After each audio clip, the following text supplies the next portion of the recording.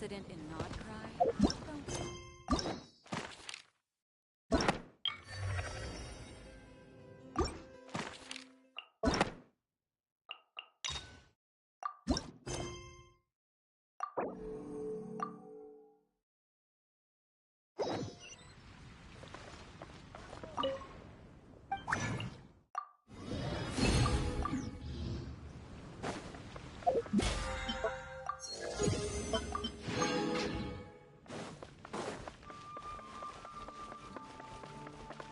Ad Astra.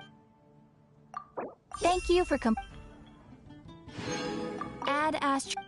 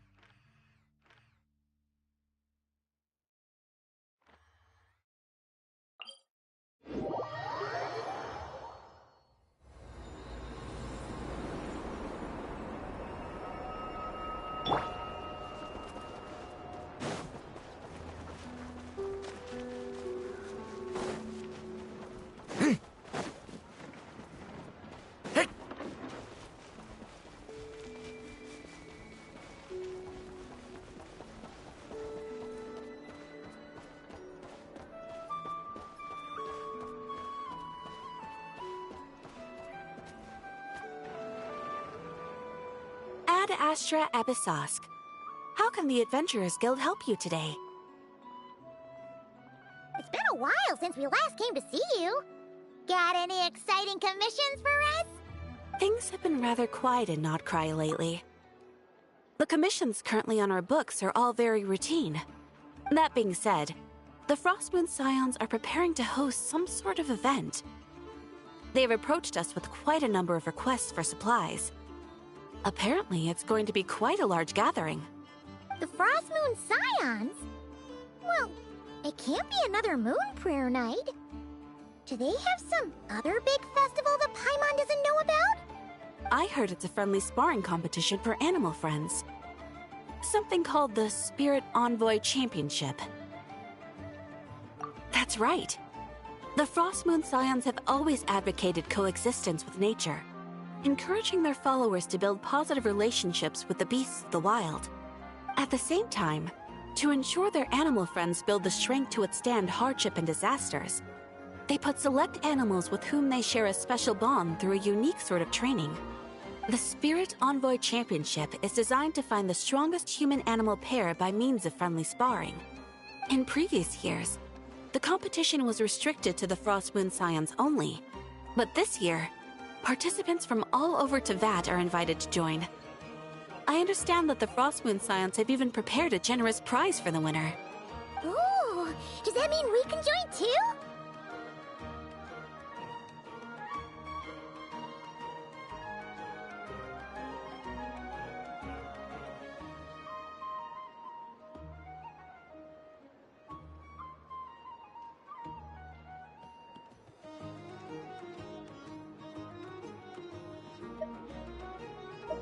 What? You want Paimon to fight? While you two certainly share a remarkably deep bond, I believe that would be against the rules. Apparently, in a previous competition, someone entered an extremely rare and powerful partner. After this, the rules were clarified to state that only common animal species and their variants can compete. Ah, what a shame, huh? Paimon was totally looking forward to making a super cool entrance and then... Paimon is the winner! Sucks that the rules got in the way. Looks like Paimon won't get a chance to show off her skills. like, all those other times.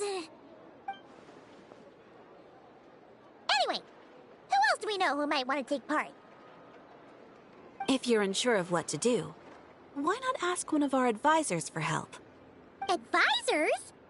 Since when does the Adventurers Guild have advisors?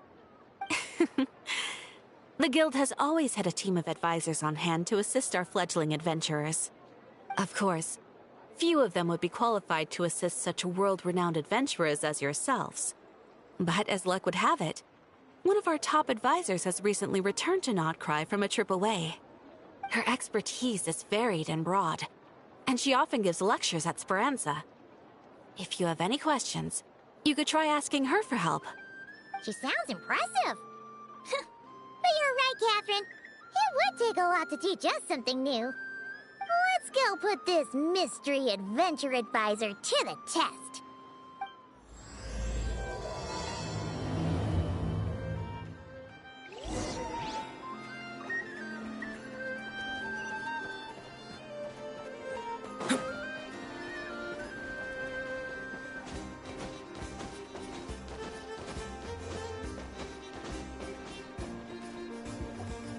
All right then. Next, let's go over some more tips for adventuring in Notcry. If you found yourself getting hungry in the wild, what are some things you could eat?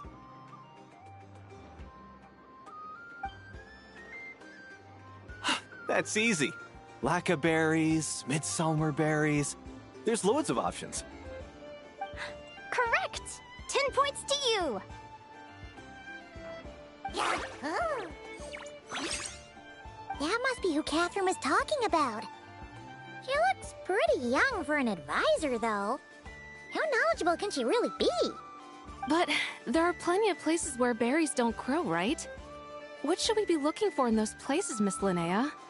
Good question. I'm glad you asked. That's exactly what I wanted to talk about next. Does everyone recognize this mushroom? Based on the color... This is an edible one, right? Doesn't look poisonous to me. Wrong answer. This here is a brown cap mushroom. It looks harmless enough, but eating it will give you hallucinations. An unsuspecting adventurer once used a handful of these to make a pot of mushroom soup. Next thing you know, he was trying to foxtrot with the wild hunt. Luckily, he was spotted by a fisherman passing by who managed to save his life. But it was a close call. That sounds so dangerous. You bet! Adventuring in the wild is no joke. All right, on to the next. Does anyone recognize this plant? Can you tell me if it's edible? Isn't that a winter ice-lea leaf?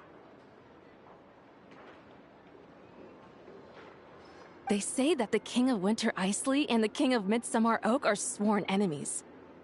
If Midsummer berries are sweet and delicious, I guess Winter Iceley leaves must be horribly bitter. Paimon knows the answer to this one. Winter Iceley leaves might not taste good in food, but you can brew a nice tea with them. Huh. At the flagship. Once when Paimon was eating some yummy food there, Dimyon mentioned that one of the drinks in their roulette special has Winter Iceley in it. Who are... it looks like we have an expert attending our Q&A session today. Well, I hope you're ready for the next question. Oh. Bring it on! Every adventurer knows to pack a compass and a map before heading into the wilderness. But where would you go to buy these things? Listen up, everyone! The answer is... the Adventurers Guild! Oh, really? But I hear Mimasbrunner Books sells them too, and at a very low price. Paimon's done her research. The boss of that place tries to pass off cheap knockoffs as the real deal. Don't be fooled! Well said. But even with a high-quality map and compass, the wild can still be a dangerous place. What should you do if you're being chased by a monster you can't fight off? Correct! Although the Ratniki's main duty is to deal with the wild hunt, you can always ask them for help if you run into serious trouble. While we're on the subject, some adventurers have found they can use the territorial nature of radiant beasts to their advantage. Lure a monster into their territory, and they will fight each other instead of you. I wouldn't recommend doing this, though, as you may instead find yourself fighting 2 enemies instead of 1. Final question. This is an important one. Which place in Notcry is an absolute must-visit for travelers from abroad?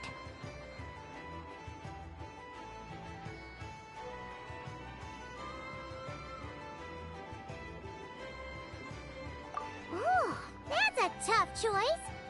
There's the Frostmoon Enclave, Star Sand Shoal, Blue Amber Lake. They're all so pretty.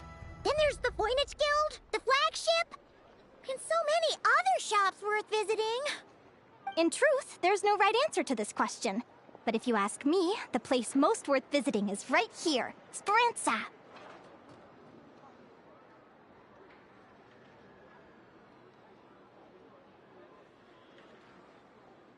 Why? Simple. This was once my home. So this final question was more like a little bit of shameless self-promotion.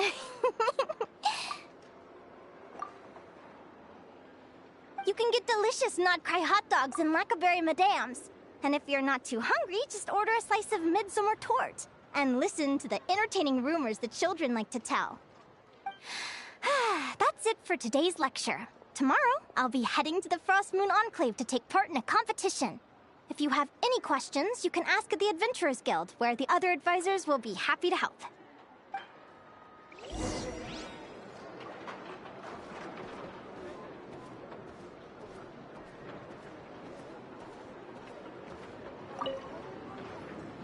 I haven't met many adventurers who can keep up with me. Consider me impressed.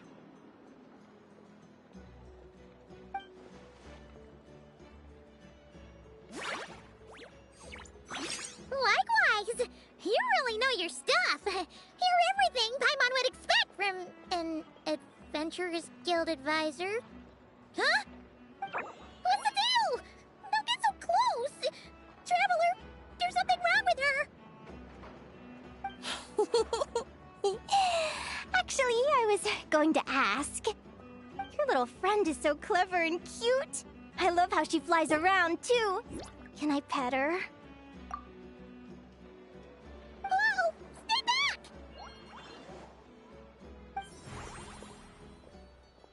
Don't be afraid. I'm not gonna hurt you. Come on, come here.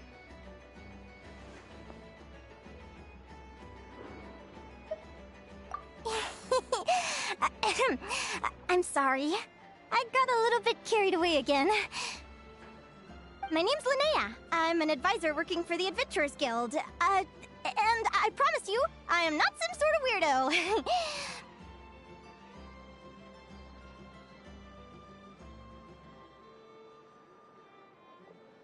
Let me make it up to you. You want something to eat? Here, try some Midsummer Tort. It's delicious. Phew!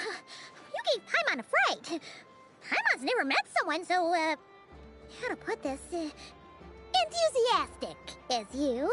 I was fighting to keep a lid on my curiosity during class, but then I just lost control. Anyway, let's get this back on track. Could you tell me your story? How did you two meet?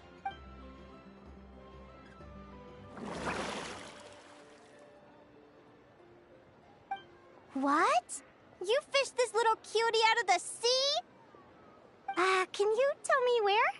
A visit to that beach is going right to the top of my bucket list.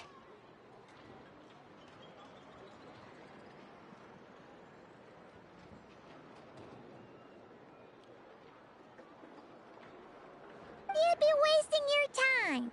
Paimon is one of a kind. You could sit on that beach for 100 years, but you'd still come away empty-handed.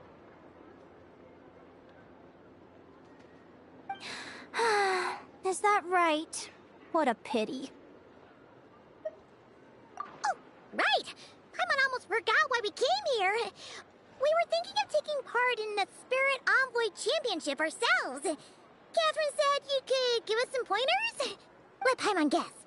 Is that your partner there? Oh. Yep, her name is Lumi. She's my trusty assistant.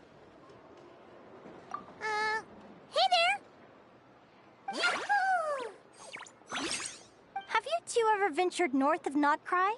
Not yet. Wait, so you're saying Lumi comes from the northern tundra? Pretty much. There are 6 types of Fae commonly found in the tundra. Lumi here is a Jack Frost. That's one of them.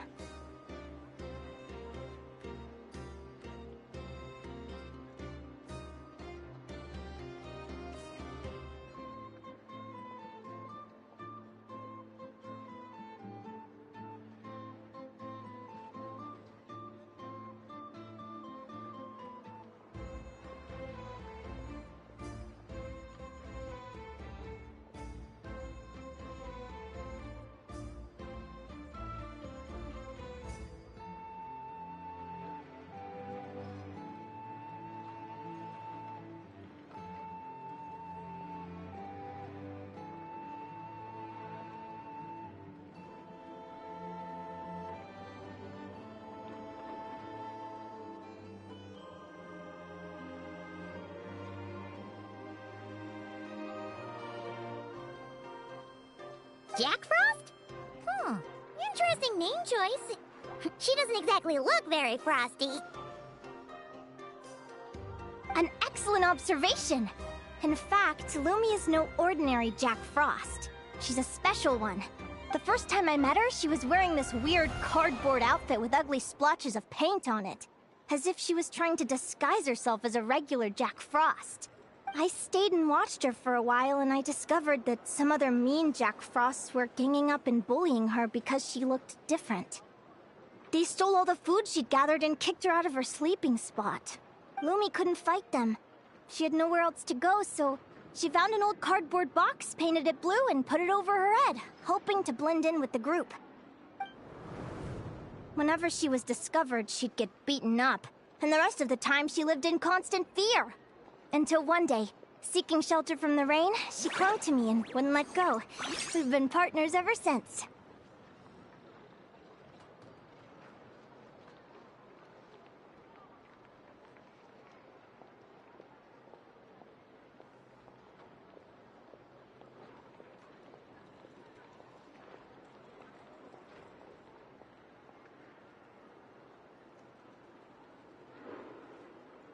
What a story! Oh, poor Lumi. Sounds like she's had a tough time. As for why Lumi is so different from other Jack Frosts, I'm still looking into that. I'm thinking it's either a mutation or an atavism. Or maybe some sort of curse? Hopefully I'll find the answer one day. But either way, we're best friends for life. Nothing can change the special bond between us. Speaking of which, given how long it can take to build a strong bond with another creature, if you're serious about entering the competition, my advice is to pick an animal friend that you're already pretty close with. Otherwise, the odds are gonna be stacked against you. An animal friend I'm close with, huh?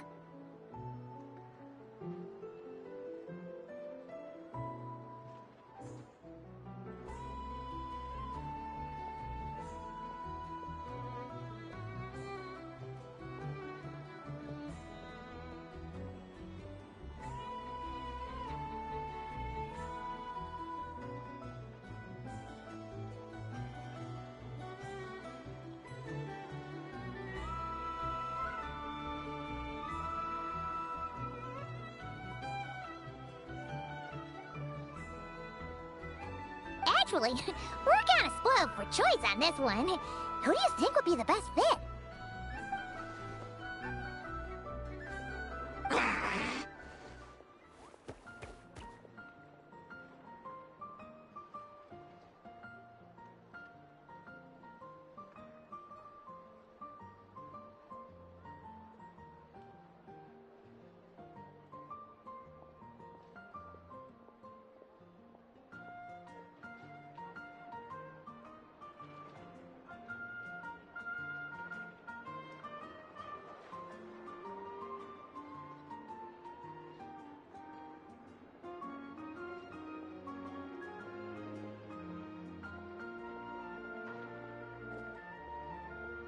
Huh? Aguara? What are you doing here?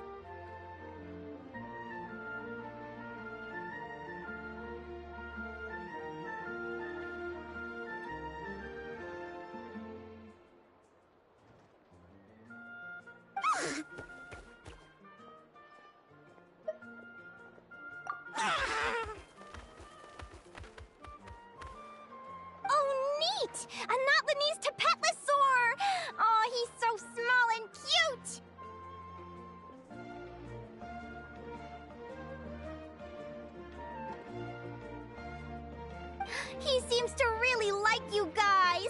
I'm sure he'll make a great partner. Huh?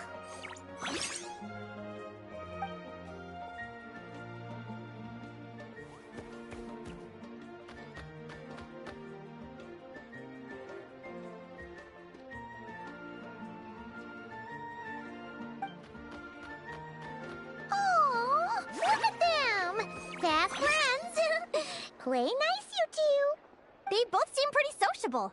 No wonder they get along so well. Well then, there's no time to lose. Let's go get you signed up.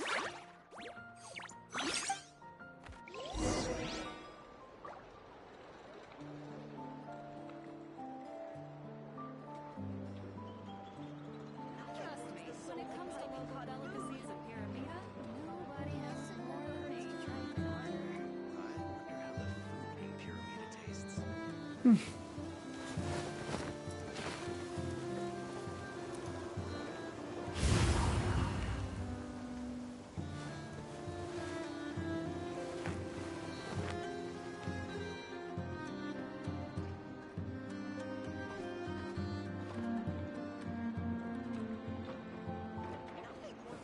Trust me, when it comes to local delicacies of Pyramida, nobody knows more than me.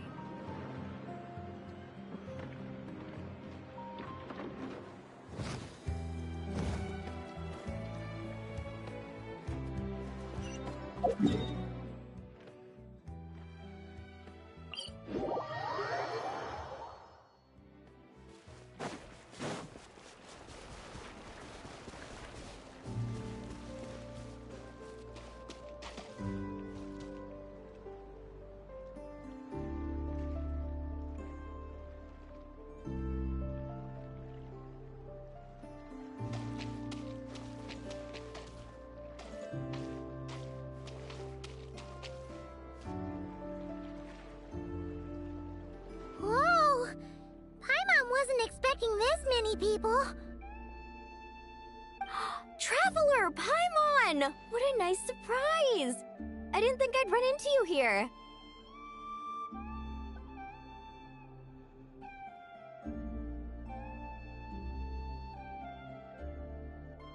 Oh, and Professor Linnea is here too! Are you guys here for the competition as well? Yep.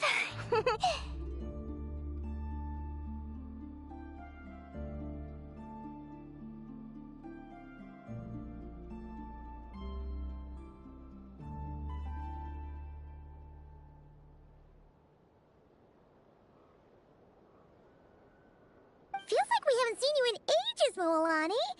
So, how do you know Linnea anyway?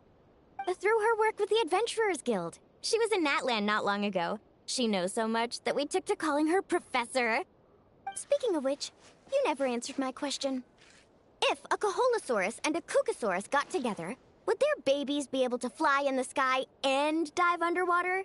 'Cause that would make a pretty awesome Saurian companion. That's almost certainly impossible. They're completely different species. Ah, well, that's too bad. Hear that, Mamala? Guess I can't do any matchmaking for you in the Flower Feather Clan after all. So, you have a thing for Kukusaurs? Oh! I was wondering what all the commotion was. Looks like this is where it's at.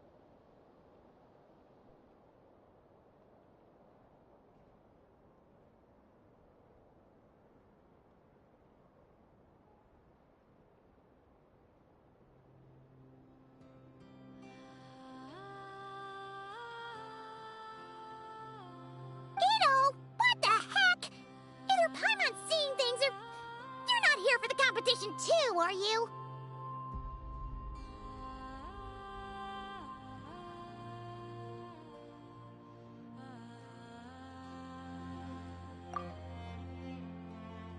Why else would I be here? Cost me an arm and a leg to get a boat all the way to this Crawd Nye place.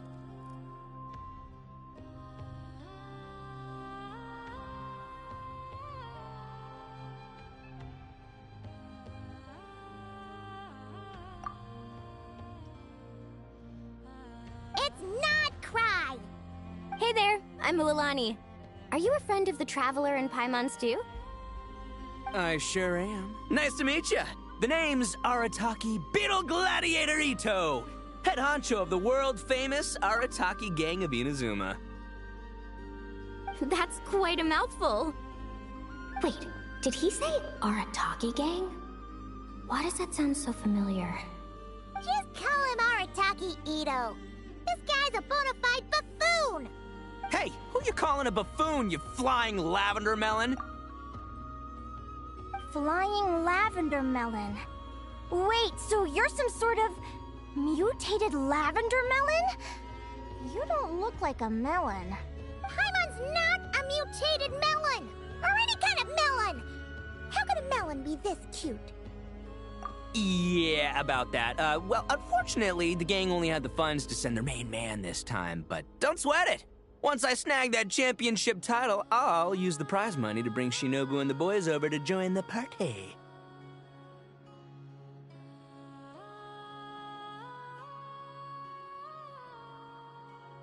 Shinobu. Oh!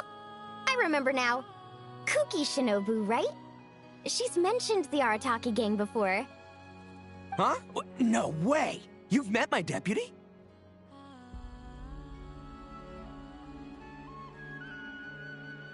She stopped by the Flower Feather clan recently to take the flying trial. Chaska said she was a natural. Hold on. If she's that good and she's only the deputy, you must be way stronger than I imagined. Look sharp, Mamala. We're in for a tough competition. That's right! Bring it on!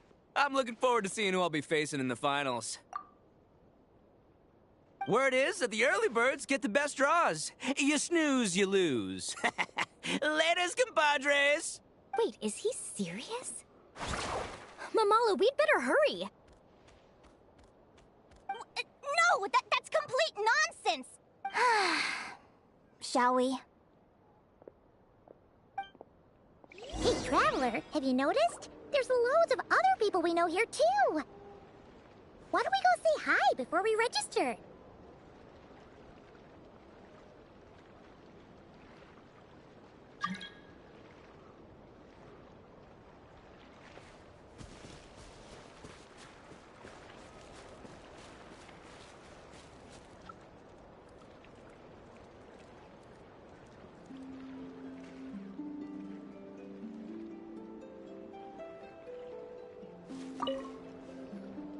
Yehoda! Here for the competition? Yehoda? Ahem. I'll have you know it's Champion Yehoda. Don't you know? This isn't my first Spirit Envoy Championship. Uh-huh. I took part in the last one. And not just that, I only went and won the entire competition. It was very heroic. Although, there were nowhere near as many contestants then. Oh, why did so many people have to show up this time? How am I gonna keep my title now? Whoa! That's amazing! We'll definitely have to learn a thing or two from you. Yeah.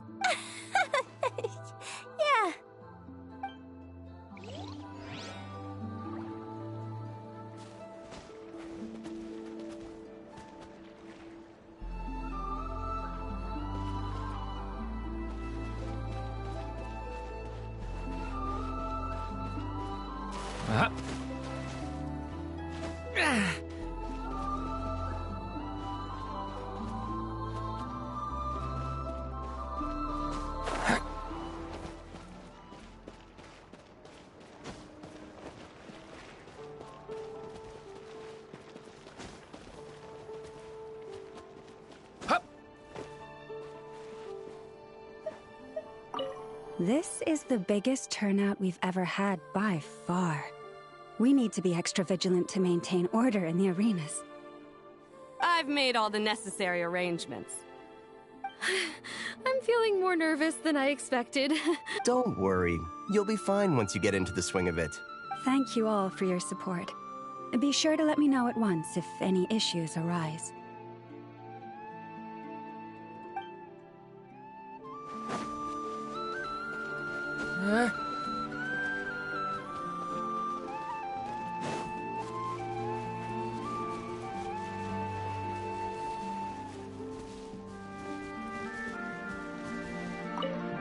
I got here first! No way! My Sharky surfboard clearly beat you to it. Well, I'll see you in the arena. Just don't go crying like a baby when you lose. Did you hear that, Momola? Show them no mercy!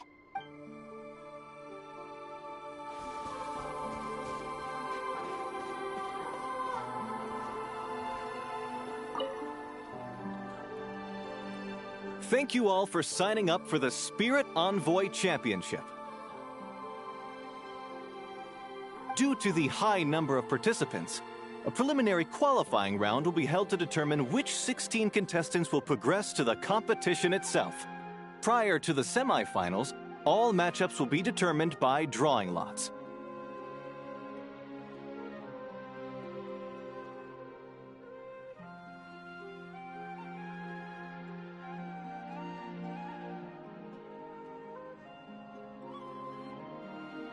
Please also note that there are 2 arenas, which will be randomly assigned after the draw. Do you have any questions? Where do we go to draw lots? Right here. After registration closes tomorrow, make your way here to draw lots for the qualifiers. I wish you all the best of luck in the competition.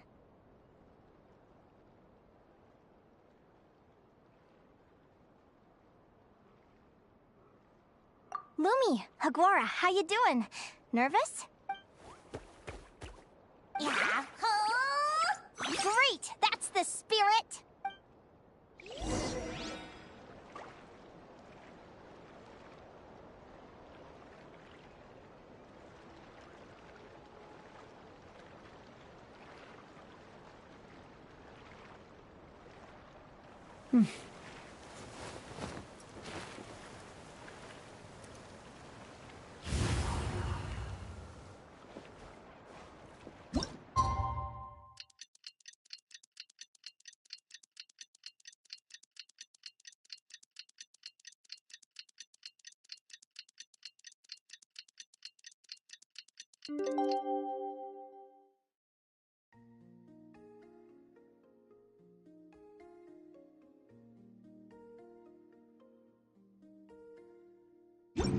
I still have so much to learn about human interactions, like... Who do you think our first opponent is gonna be? Oh, I'm in hopes they aren't too strong. Aguara might need some time to ease into it.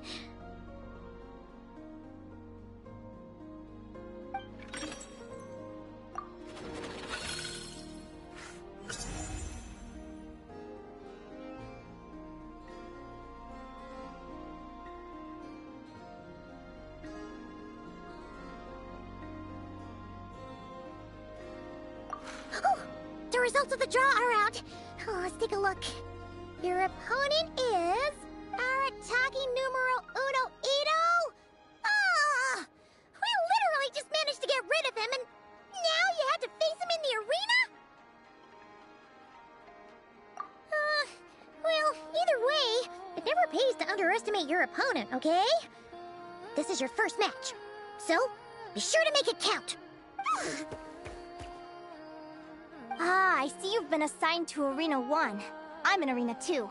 Guess I'll see you after the match. Good luck! Don't fall at the first hurdle now. We won't! Good luck to you and Lumi, too!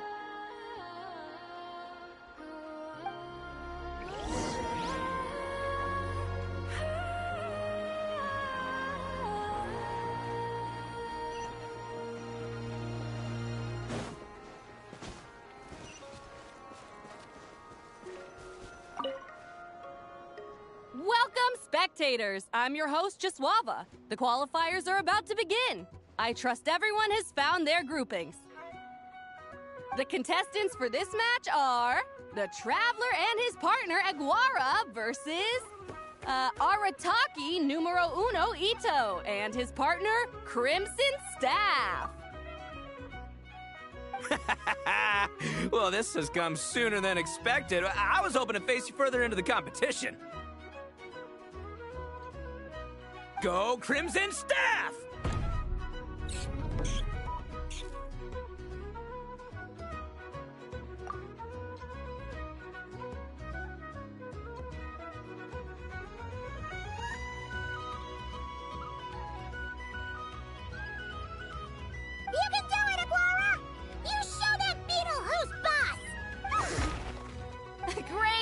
energy from both contestants. Now, without further ado, let the match commence!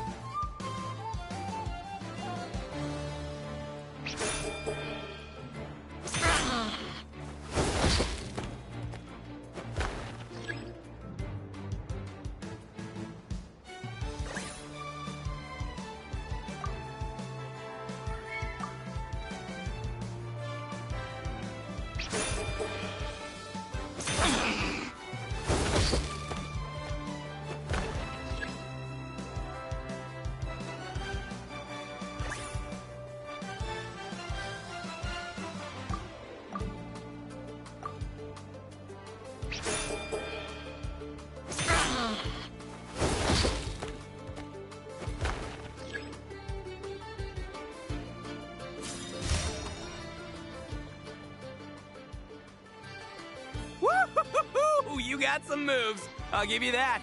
But it's gonna take more than that to defeato. The Ito! It's time to unleash our show-stopping killer combo move. Ushi, Crimson Staff!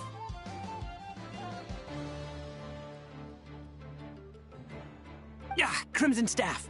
Look, I wanted to kit you out with mecha armor, but you need to bulk up first. That's why we gotta take on these tough opponents, to get you strong! Ushi, you and me have crushed countless foes in our time.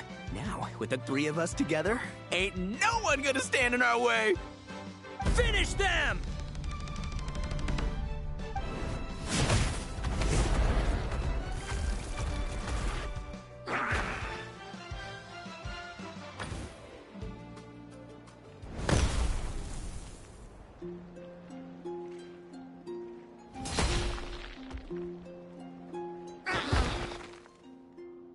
Stop the match. Huh? The bull. Ushi, was it?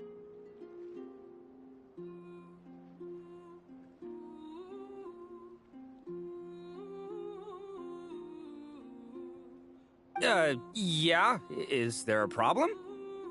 Arataki Ito is disqualified for fielding an additional animal companion.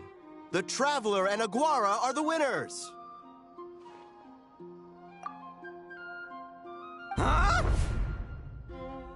It's one animal per contestant. That's the rule. Let this be a warning to everyone. But me, Crimson Staff, and Ushi are one. We should only count as one contestant. Hey! What? Oh, come on!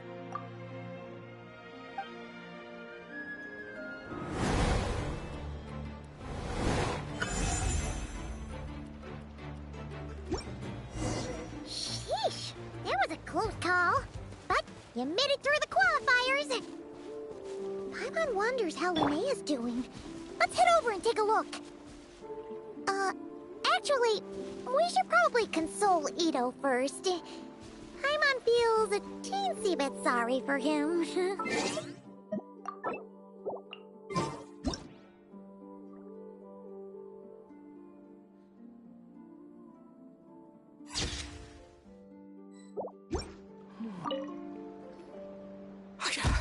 I can't believe it.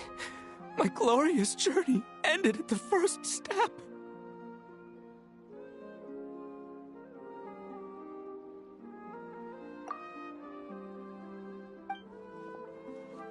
It's your own fault for not reading the rules. Whooshy, Crimson Staff, are you guys trying to cheer me up? Well, don't you worry. We'll come back stronger than ever next time, and I'll lead us to a glorious victory, fair and square! Anyway, seeing as we came all this way, I think a little sightseeing is in order, huh? Let's go get ourselves a taste of Crod Cry culture! Seriously? Again, it's not cry! Well...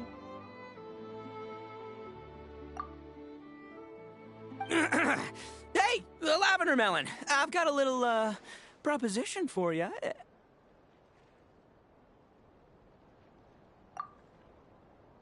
No way!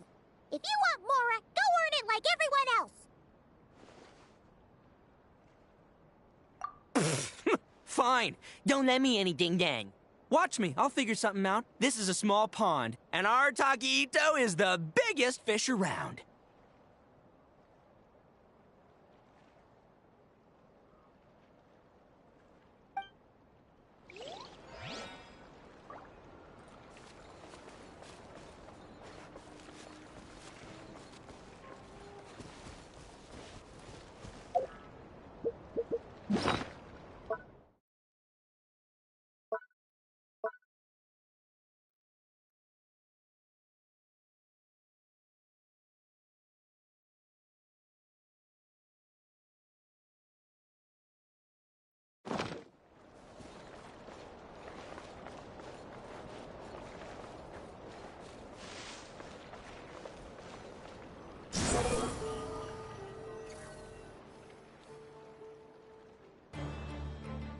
Dodge left, Lumi!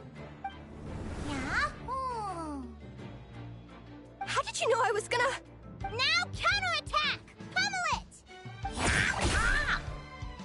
Looking good! Let's do this!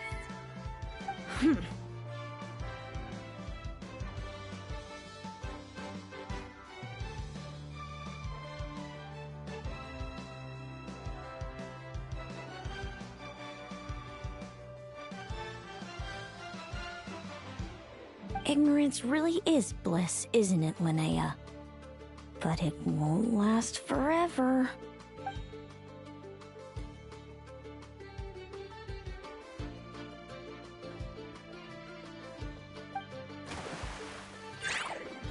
And it's all over. We have a winner. Congratulations to Linnea and Lumi.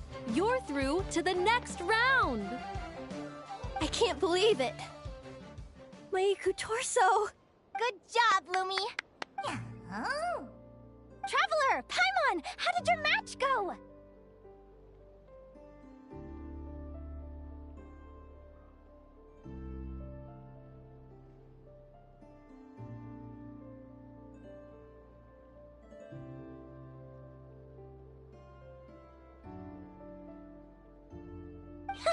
We won too!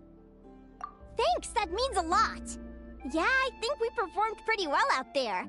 Not just Lumi, I was really in the zone today. I don't know how to explain it, but sometimes it feels like I can predict my opponent's next move. I know exactly what to do before I've even had the time to think. It's almost like I enter a different state of mind. It comes and goes, but it started after I met Lumi in the tundra.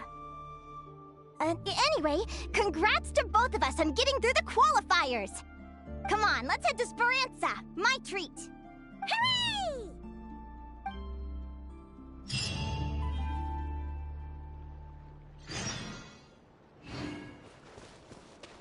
Squall and Fury.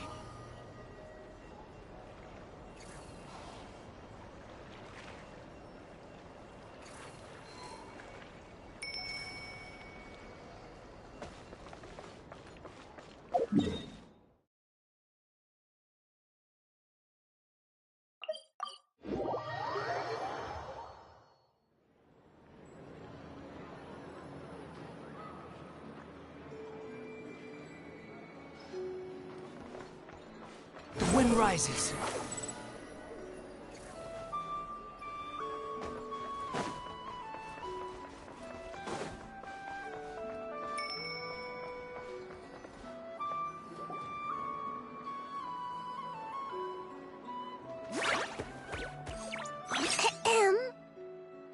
May I take your order?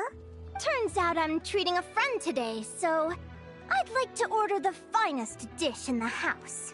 Oh, I take it you're referring to our secret menu? That's right. Tell the chef to sharpen his knife.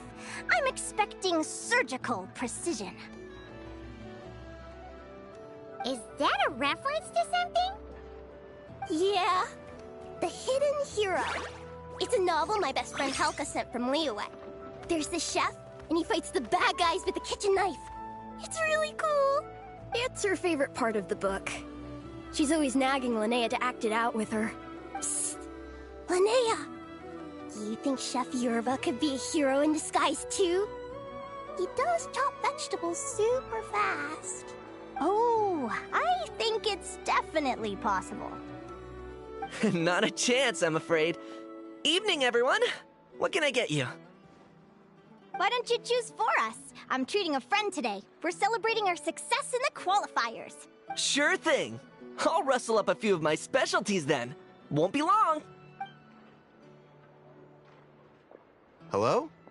I'm ready to order.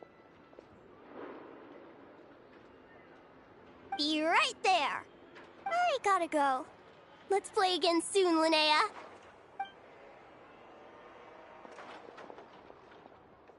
You seem to get along really well with everyone here.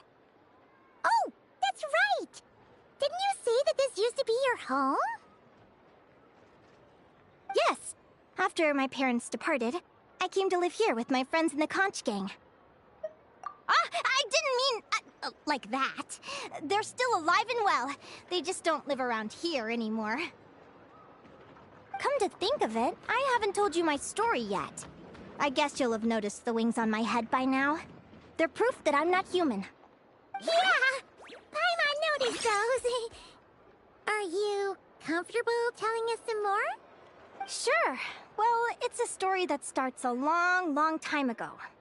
When I was just a kid, my wings were barely noticeable. They looked just like two little cowlicks. No one suspected there was anything unusual about me at first. Not even Mom and Dad. They were too busy to notice. But I always had this strange feeling I couldn't explain. Like I knew that all these little ways I was different from my friends couldn't just be a coincidence. Then, I was a little bit older, I read this story in a book of folk tales. It was about changelings. Changelings? What are those? The story goes that some of the Snowland Fae will secretly switch their own child with a human baby, leaving their offspring to be raised by humans, while taking the human child for themselves.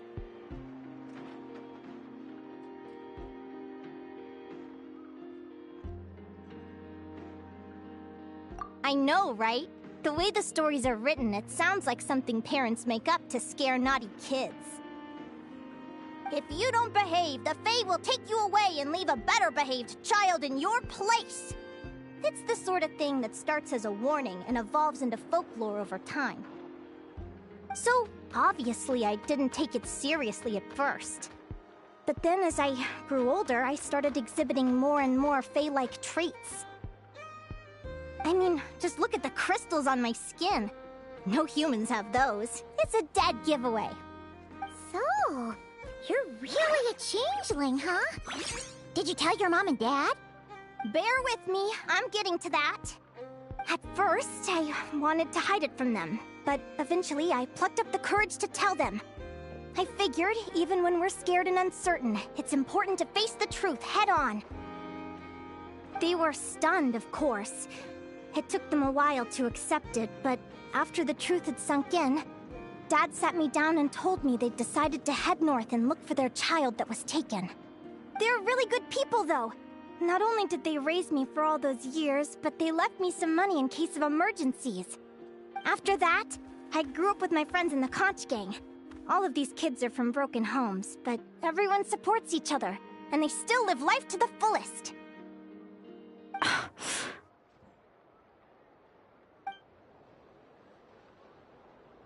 Food's ready! Talking about old times again?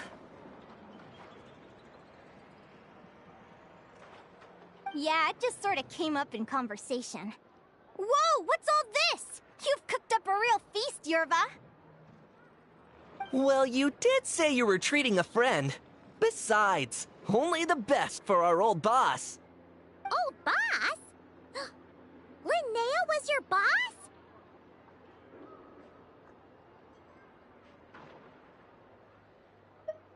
Hey, what kind of a reaction is that? Linnea's been a fountain of knowledge ever since she was a kid. She always speaks with such authority. Everyone admired her so much that we picked her to be our boss. But the conch gang's only for children. Once you grow up, you have to leave, so now she's the old boss. I've always found the logic behind that title to be a little flawed. I mean, what happens when the others grow up? Will I be the ex-old boss? Surely it won't be long before I'm the previous former ex-old boss. We'll all be long gone from the conch gang by that point. As far as we're concerned, there's only one person that we'll ever think of as our old boss, and that's you. Oh, that's really touching. Well, if it means that much, maybe you could leave a 2,000 more a tip? Much appreciated. Miko's birthday is coming up, so we're pooling our money to get him some new clothes. Sure thing. I'll go one better and give you 3,000. But just this once, all right? I have my own stuff to save for. Oh, what are you saving up for, Linnea? I have big plans. I want to buy a huge ship for scientific research, then take my friends on a voyage of discovery to explore all the mysteries of the world. I want to sail to all the other nations, hear the heartbeat of the jungle, the whispers of the wind, the echoes of the mountains. And one day, when I'm too old for all that, I'll combine everything I've learned into a great illustrated atlas of nature. Of course, there are other questions I hope to get answers to along the way. Like, what exactly Lumi is and where my birth parents are. Well, when I was much younger, I used to hear these strange lullabies as I was drifting off to sleep. Go, child of the Fae. Make your way to the villages and towns and seek kinship with the humans. The world of the Fae is rife with a sorrow you do not understand. They were sung in the tongue of the Fae by kind, warm voices. I can't explain why, but somehow I knew that they didn't want me chasing after my origins. Still, I did visit the tundra once when I was a little older to see if I could find out anything about them. But just being there made me feel uncomfortable. Every instinct was telling me to leave. It's odd. That place is supposed to be my home, but it feels like I'm unwelcome there. Could it simply be because I'm a bird fae, so I prefer a warmer climate? Something tells me there's gotta be more to it than that. The less I know about something, the more curious I am. One day, I'm gonna get to the bottom of it.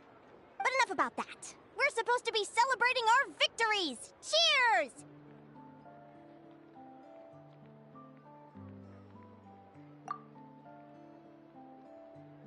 Cheers! Paimon can't wait to dig in! I'm stuffed. How about you guys? Yep. Paimon's fit to burst. Let's see. It's a little early to hit the hay.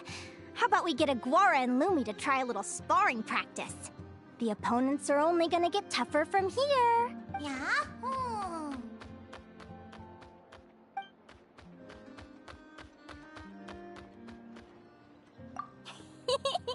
Then what are we waiting for? Let's go! They're very evenly matched. It's strange. When I was battling you, I couldn't seem to get into the zone. I had no way to predict your next move.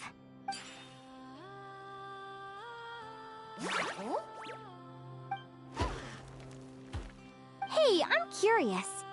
Why does Aguara have a ribbon tied around his tail? And how did you two meet, anyway? Now that's a long story. What an incredible adventure! Someday, I want to go on an adventure of my own. Show Lumi every corner of the world. There's gotta be countless stories out there waiting to be told. Oh. You're excited too, huh, Lumi? But most importantly, we have to figure out who you are and where you came from. Then we can track down others just like you. Maybe then you won't feel lonely anymore. It's about time we all got some rest. Good training session, everyone. I'll see you at the arena tomorrow. Oh, we'll have to draw lots again, won't we? Hopefully we don't end up facing each other this early in the competition. Wait, no, forget I said it. I should go before I jinx it. Lumi! See you tomorrow. Thanks for dinner. You're welcome. Bye! Phew. Let's head back to the flagship and get some sleep. Paimon's eyes are starting to droop.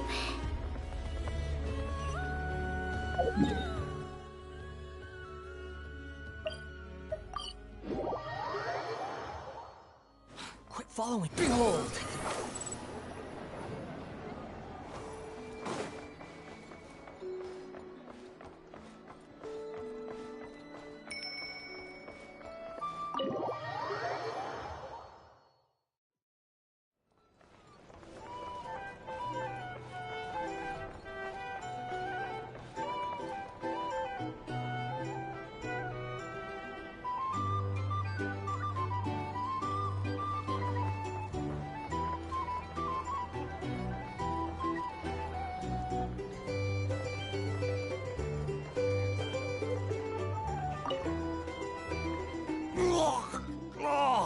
Waiter! Come here and taste this wild berry trail! Then look me in the eye and tell me it's fit for human consumption! It's much too sour and has a bitter aftertaste.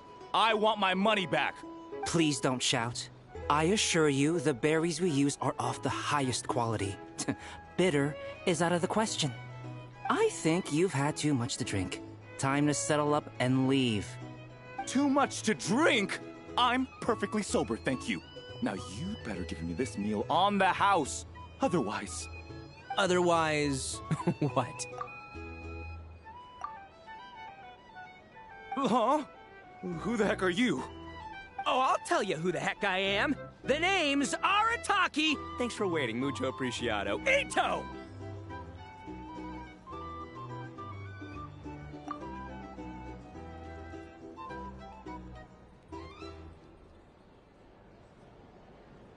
Oh, an Oni! It's an Oni! Nice work, Ito. Keep this up and we might just have to double your bonus at the end of the month.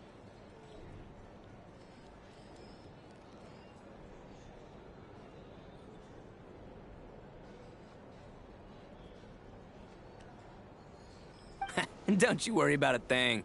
As long as Ito's around, consider this establishment protected. Hey there.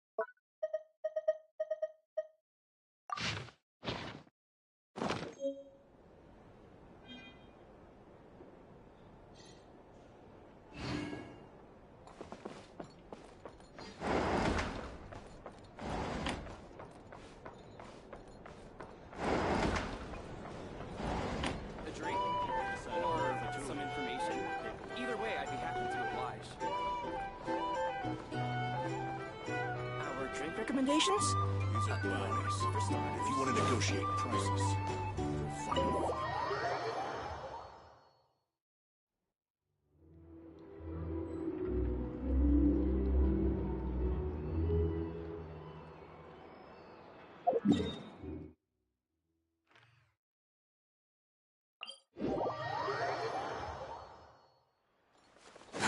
Too slow.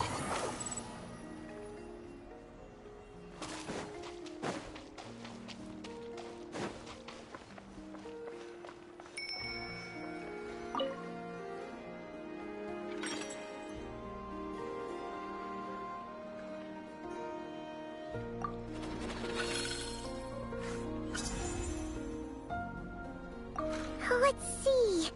Your next opponent is... Linnea. Oh, that name sounds familiar.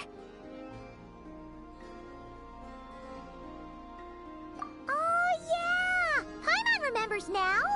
She's been looking after our fungi friends this whole time.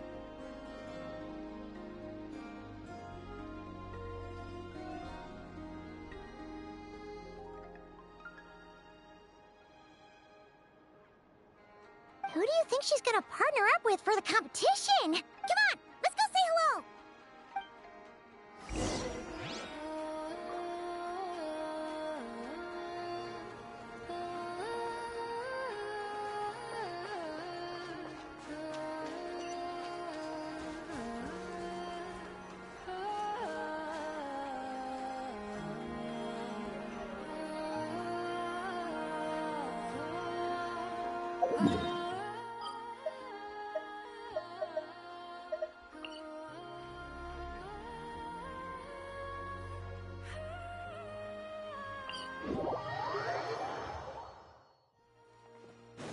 Squall and Fury.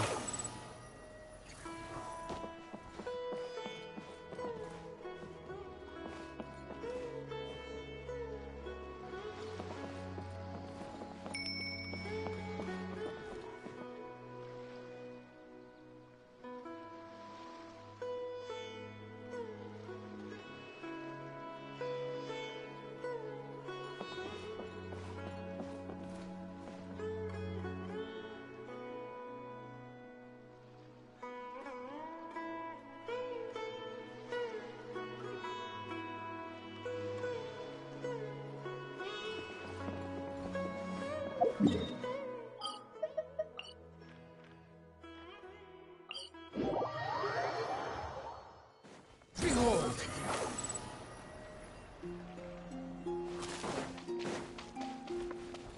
Quit following me.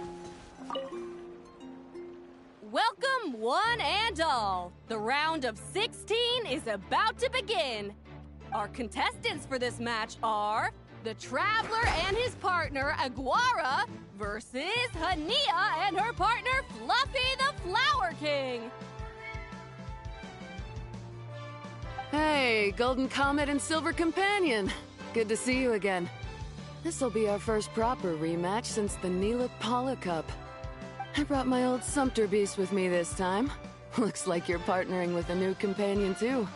Let's see who wins this time around.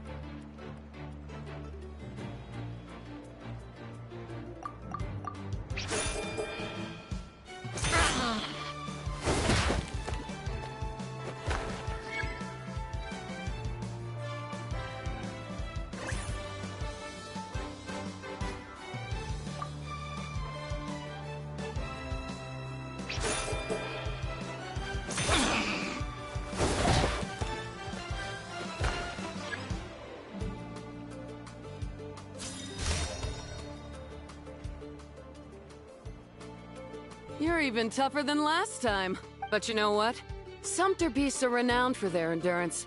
It's their refusal to give up that allows them to traverse huge rainforests and deserts, one step at a time. And when they charge full speed, they kick up enough dust to blot out the sky. Send 'em flying, Fluffy the Flower King!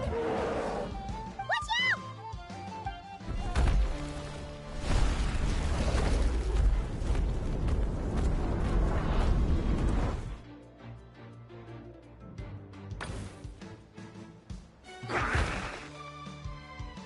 What?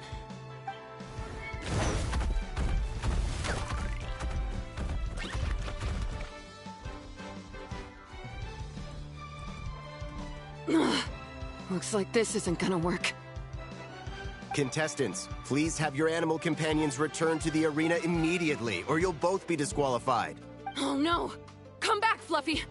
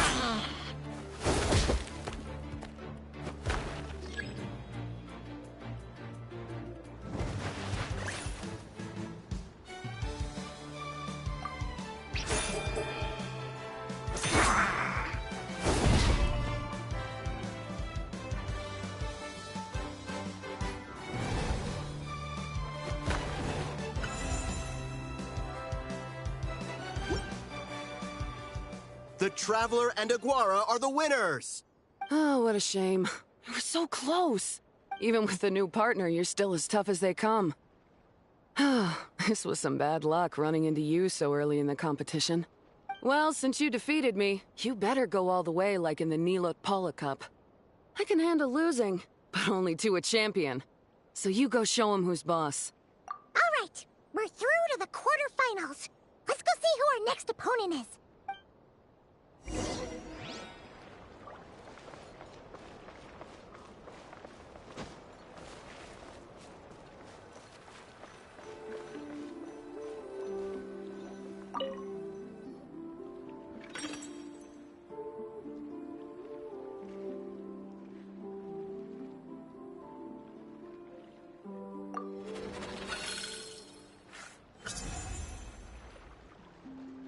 Let Paimon take a look.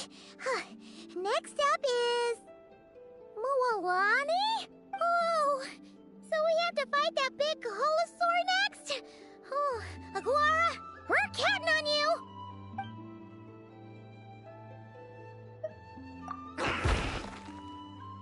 Hey, Paimon noticed something when we were drawing lots. Most of the contestants have given their animal companion a cool title. Shall we come up with one for Aguara, too?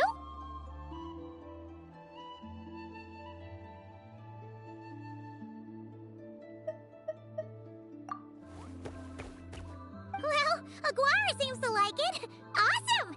Okay, let's head to the next match.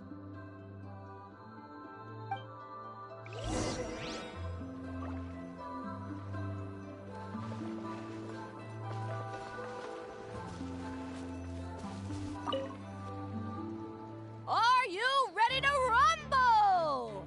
Ladies and gentlemen, it's time for the quarterfinals. After a fierce competition so far, we're left with the creme de la creme of the contestants. But who among them will advance to the semifinals? There's only one way to find out.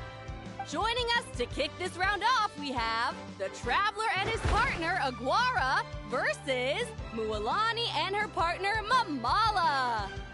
How you feeling today, Mamala?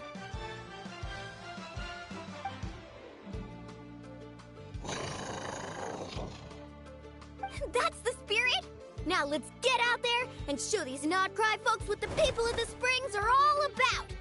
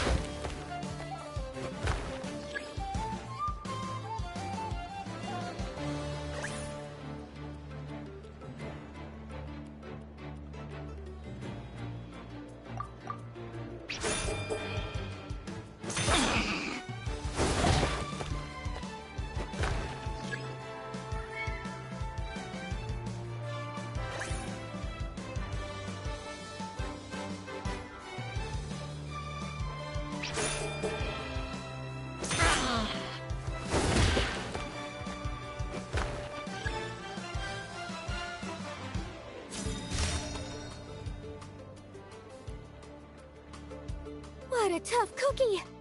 I thought this would be way easier. Your little Saurian doesn't play around. All right, get up close and let's settle this. Jump, Mamala! Get out of the water!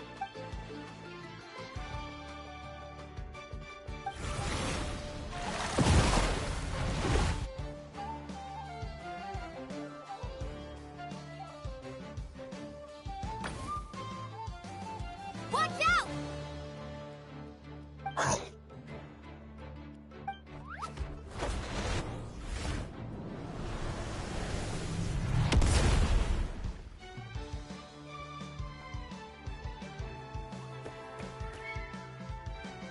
You took advantage of Mamala's blind spot.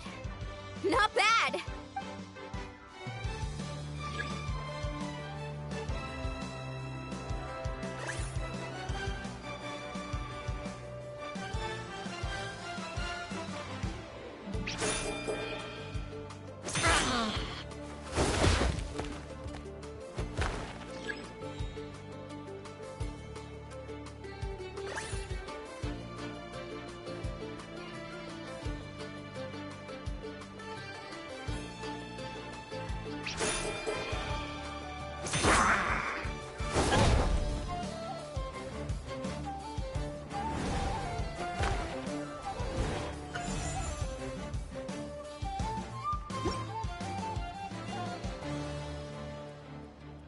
Mamala has lost the strength to fight on. The Traveler and Aguara are the winners! Seriously? There's no way I just lost. Gotta hand it to you, Aguara. You are seriously strong for your age. That was incredible.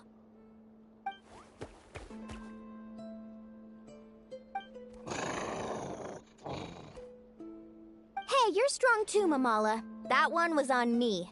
I made too many bad calls. I'm sorry. Keep it up, Aguara. I want to see you take down even more opponents. You were the best little Saurian out there today.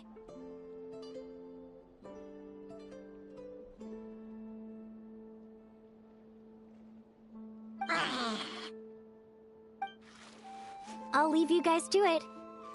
Cheer up, Mamala. How about I take you for a tasty treat, huh?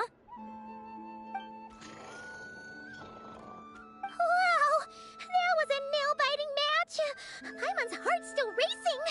Anyway, Linnea will have finished her match by now too, right? Let's go see how she did! Linnea! It sure is. Want to take a guess who won? Judging by the smile on your face, Paimon's pretty sure it was you. Correct! I was about to go watch the other matches. Care to join me? The next one's a pretty big deal. Someone called Celino versus the reigning champion, Yehoda. Ooh, we had to watch that. Yehoda's a friend of ours, so we should be there to cheer her on. Perfect. Well, stick around. It should be starting soon.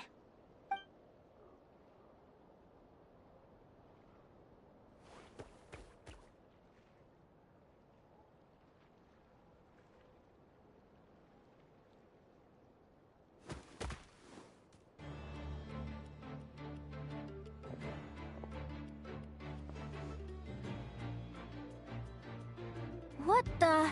Celino's companion is a radiant blade horn? Those things are extremely hostile. How did you manage to tame it? Technically speaking, radiant blade horns are classed as monsters. But they are beasts of the wild, and they're not exactly uncommon. It's not against the rules, but still, it's gonna be a really hard one to beat. Go for it, Yehoda! You got this!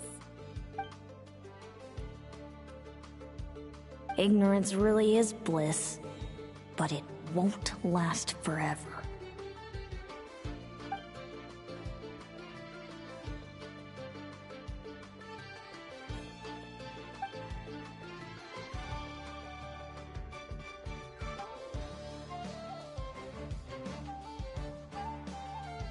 Do you think speed alone will stop me from catching you?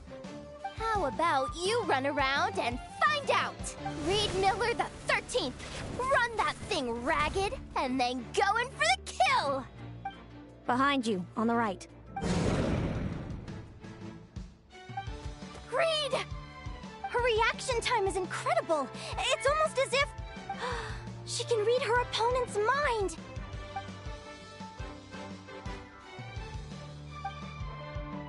Dodge left, Lumi! Thanks, that means a lot. Yeah, I think we performed pretty well out there. Not just Lumi, I was really in the zone today. I don't know how to explain it, but sometimes it feels like I can predict my opponent's next move. I know exactly what to do before I've even had the time to think.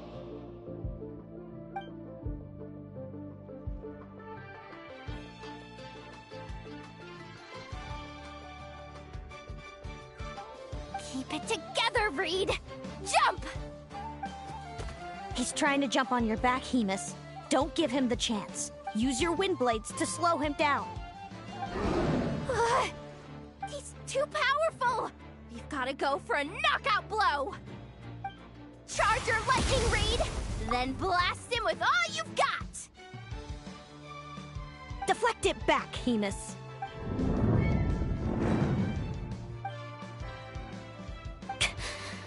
That was close, but the outcome is all that matters. Reed Miller the 13th has lost the strength to fight on. Celino and Hemus are the winners!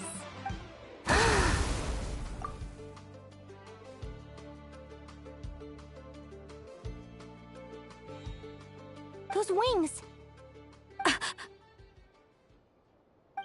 Wait! Who are you? And why do you...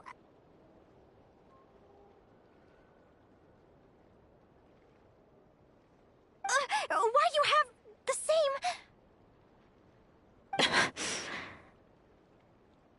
I've been through this moment so many times in my head. Imagining you sharing the same pain I feel. I thought it would bring me joy, but I guess not. You're better off with the life you have, Linnea. The less you know, the better. My head! Don't go! Wait!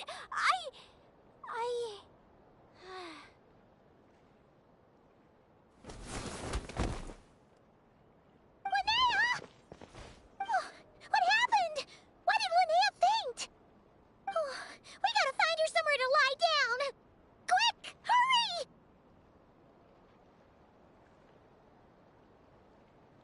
What happened? I'll go get Lauma! She's breathing normally. No obstruction of the airways. She just needs a little peace and quiet. Oh, that's a relief. Thanks, Lauma. My pleasure. If she has any more trouble, just let me know. Will do. Oh, Linnea. Please wake up soon. Good morning! Huh?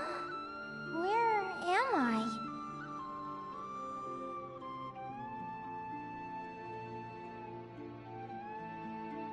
Lumi? Lumi! How strange. Where could she be? I wonder how long I was out for. Well, I'd better take a look outside.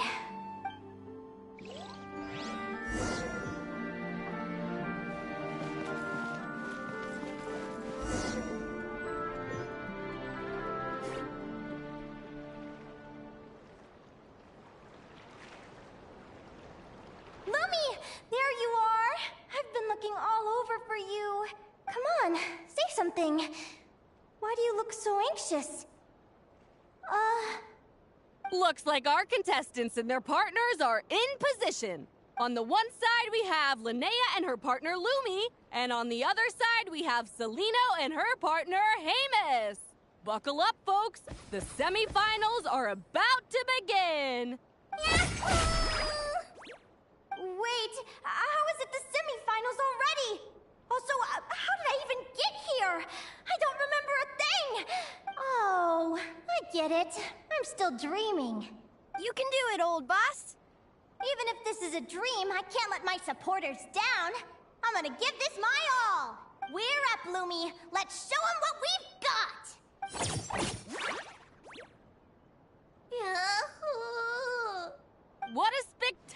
regular duel. But Lumi has lost the strength to fight on. Meaning, Celino and Hamus have earned their place in the final! Huh? What's going on? They're saying I lost already? This dream sucks! I want to wake up right now! I've heard that if you try really hard to open your eyes, you can force yourself awake.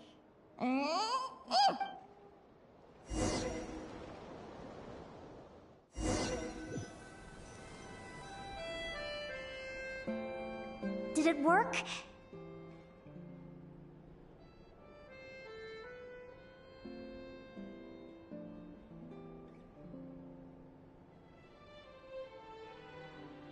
Guess not. Huh? Is Dream me writing a diary?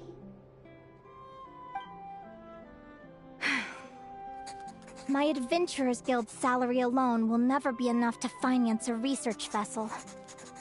It seems my only option is to take up adventuring full-time. A research vessel? Looks like Dream Me is working hard toward my goal. But the cost is just astronomical. It could take a whole lifetime to save up for.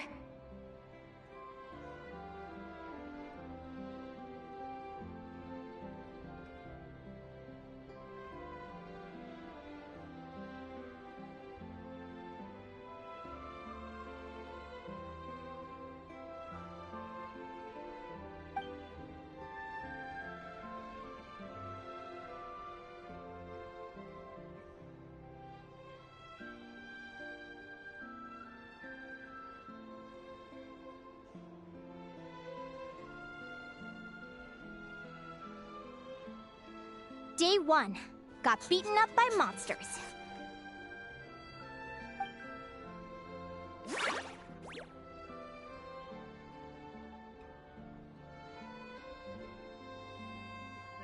Day 5. Ran for my life with Lumi. Turns out I'm getting faster.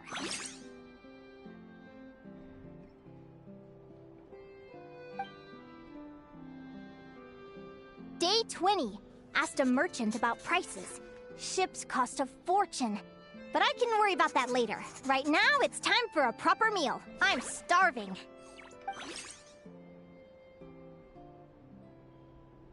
Day 72. Found a huge abandoned treasure chest. Finders keepers!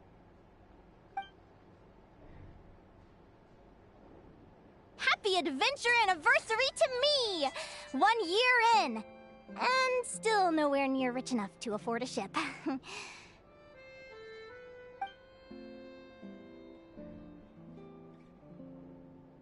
Almost got scammed! Note to self, secondhand ships aren't to be trusted. Good job I was wary and checked it over thoroughly before committing. You really do get what you pay for.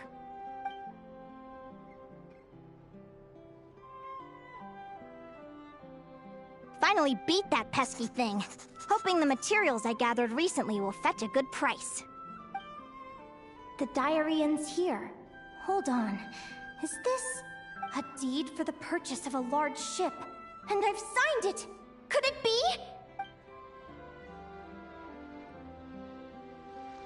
A dream come true!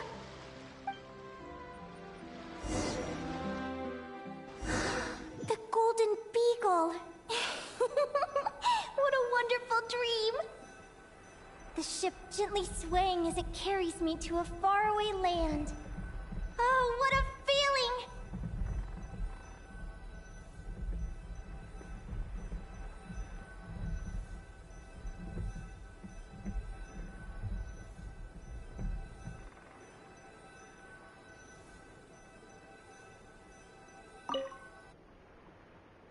Let me check the chart. Next stop, Guyan Stone Forest. That place is steeped in myths and stories. I've only ever seen it in picture books. From there, it's on to Dragonspine. Wow, a snow-capped mountain! I've always wanted to visit, but never dared to.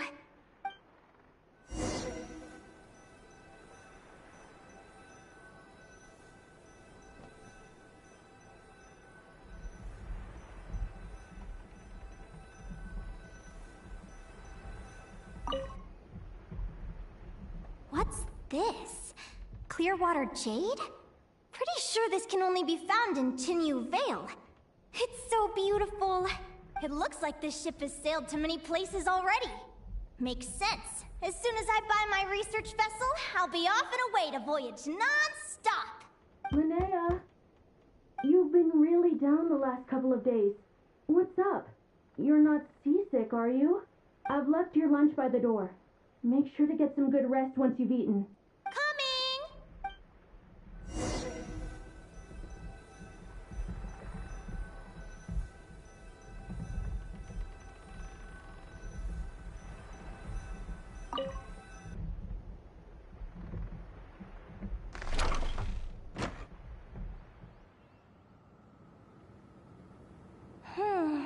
Where am I now? Ugh, I feel so sore and tired. Wait, but I thought I was dreaming. Why do I feel like this? Is this some sort of lucid dream? Whatever. I'd better take a look outside.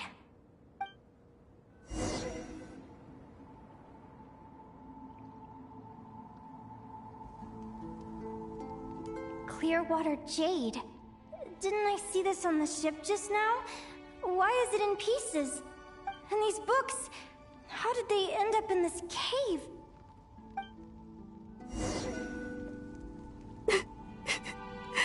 How could this happen?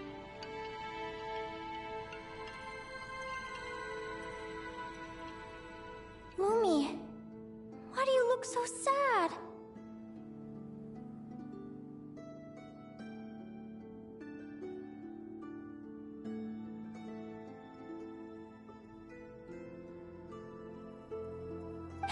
Hey, don't be scared. I'm right here, by your side.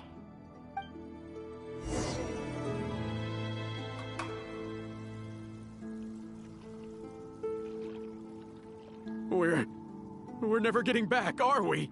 We're done for. It's all over.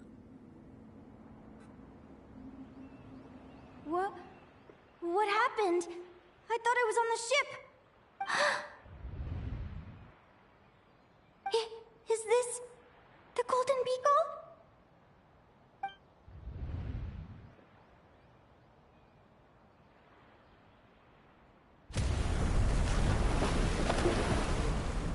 But why? It's just a dream, though, right? Come on, get a grip, Linnea. It's not real. None of this is real.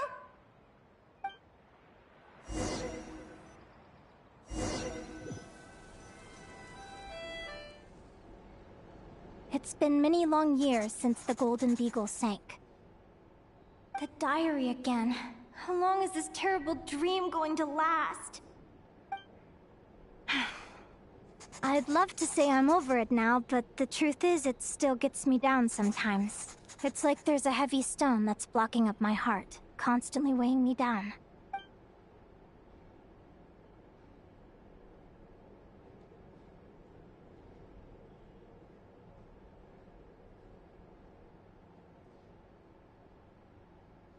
Maybe a walk in the courtyard will take my mind off things. Besides, my sister should be here soon. I can wait for her outside. Sister? Who am I talking about? So many dreams, one after the other. My brain can barely process it all.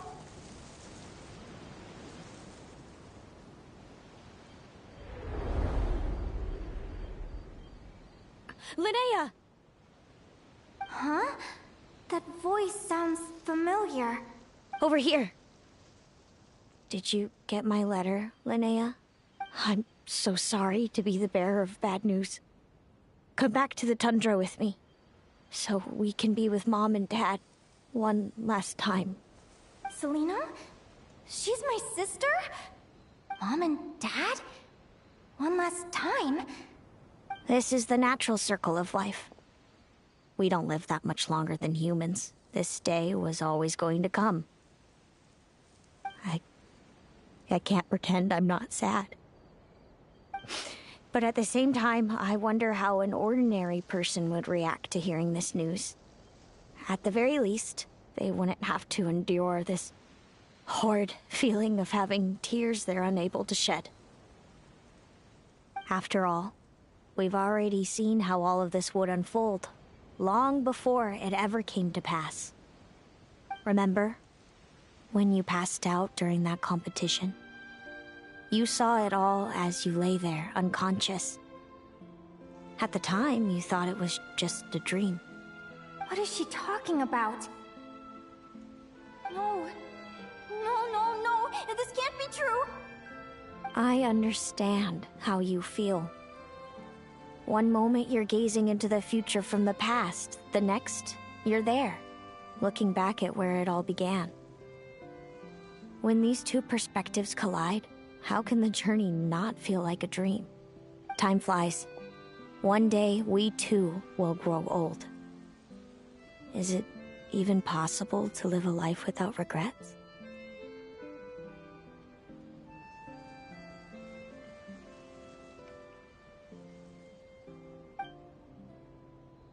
A long, long time ago, my friends and I talked about our dreams. Mine was to buy a research vessel and explore the mysteries of the world. Then, when too old for a life of adventure, I'd combine everything I'd learned into an illustrated atlas of nature. My entire life is recorded in these pages.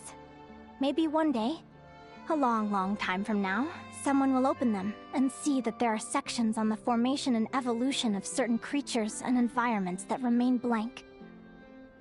Whoever you are, I entrust the task of filling those blank pages to you. The end of my time grows near, and I can no longer travel very far.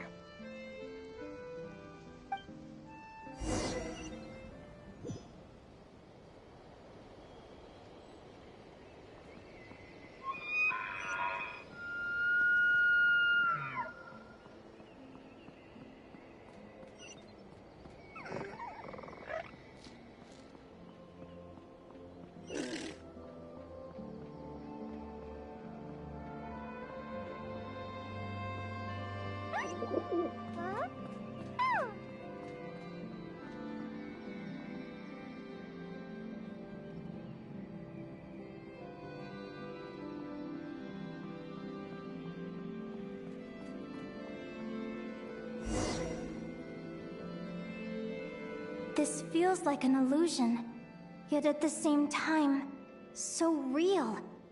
The end of life. So this is what death feels like. I still feel some faint sensations in my stiffening body, but I can't so much as move a finger. As the warmth flows out of me, I feel no pain. Just the emptiness that remains after everything else has slipped away. So it wasn't a dream, after all. It's all...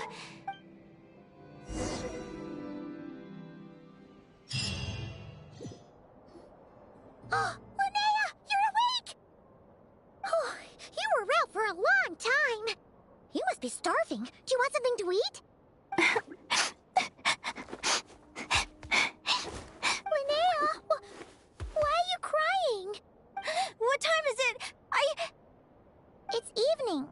And it's the day after the quarterfinals. We were watching the match between Celino and Yehoda when you ran over and grabbed Celino's arm. Then, you just passed out. Do you have any recollection?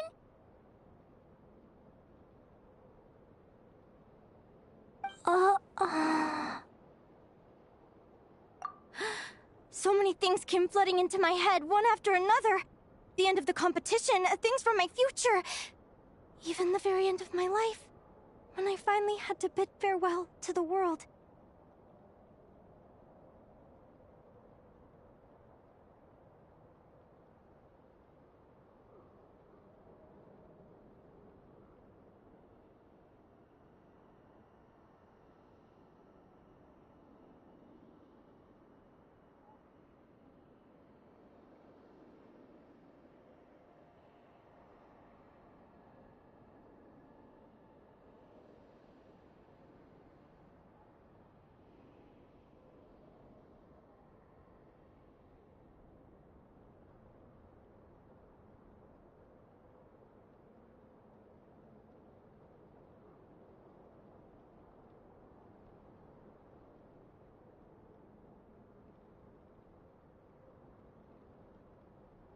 moments were joyful, others painful. All of it felt so real. I don't know how to describe it, but it was terrifying.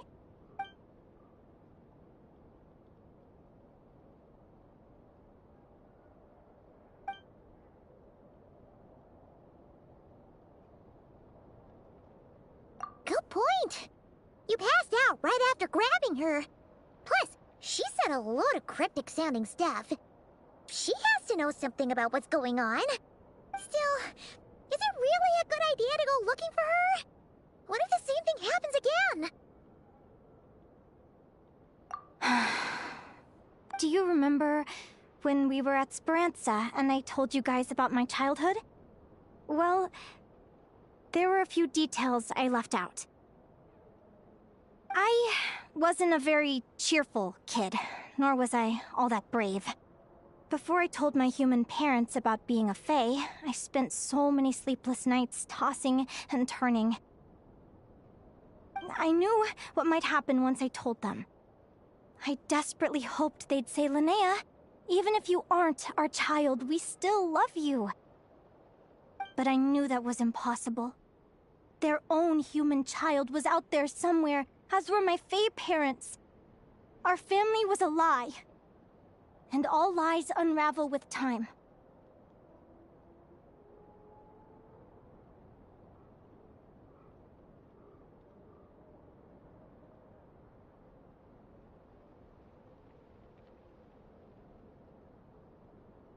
So, even though I was terrified, and even though I knew I might end up an unwanted child, I eventually mustered the courage to tell them. I did what I thought was right. I knew things might not turn out how I hoped, but I wasn't going back on my decision. The same applies this time. I have to see Celino. Oh, Linnea.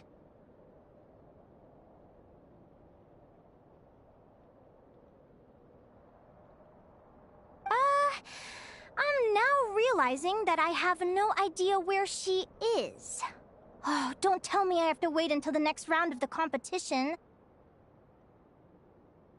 Huh?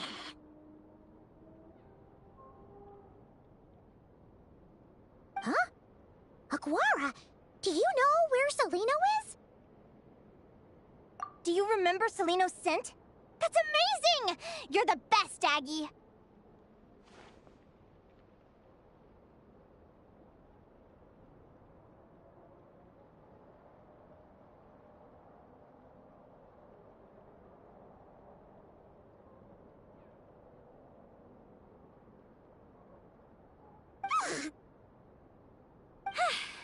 All right!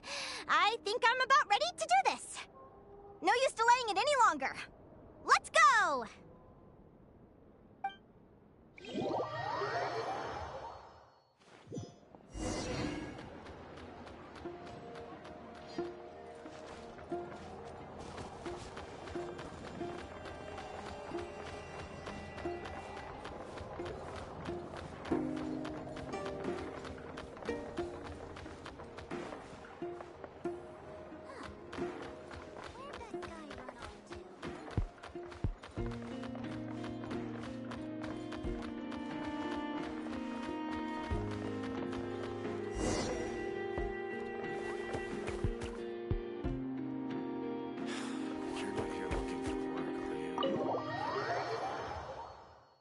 Huh?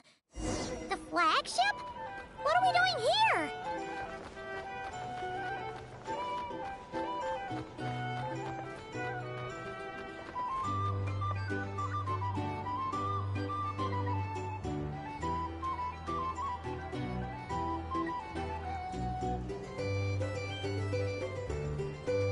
These are bounties. You want to negotiate prices. A drink? Or some information? Either way, I'd be happy to oblige. People seem to really dig the drinks here. I wonder if I should take some back for Granny Seat Lolly.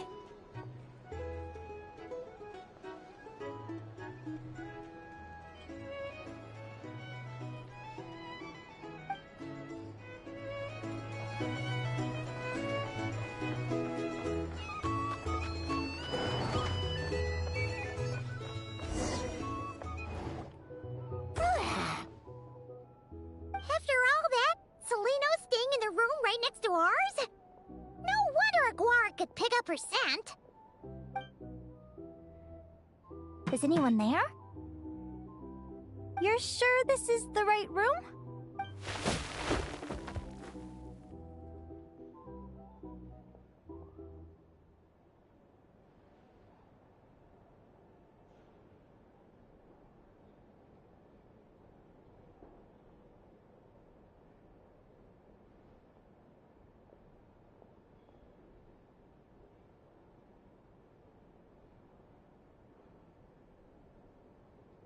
Seleno, I know you're in there. Please, I need to talk to you. Seleno! I'm not here! R2?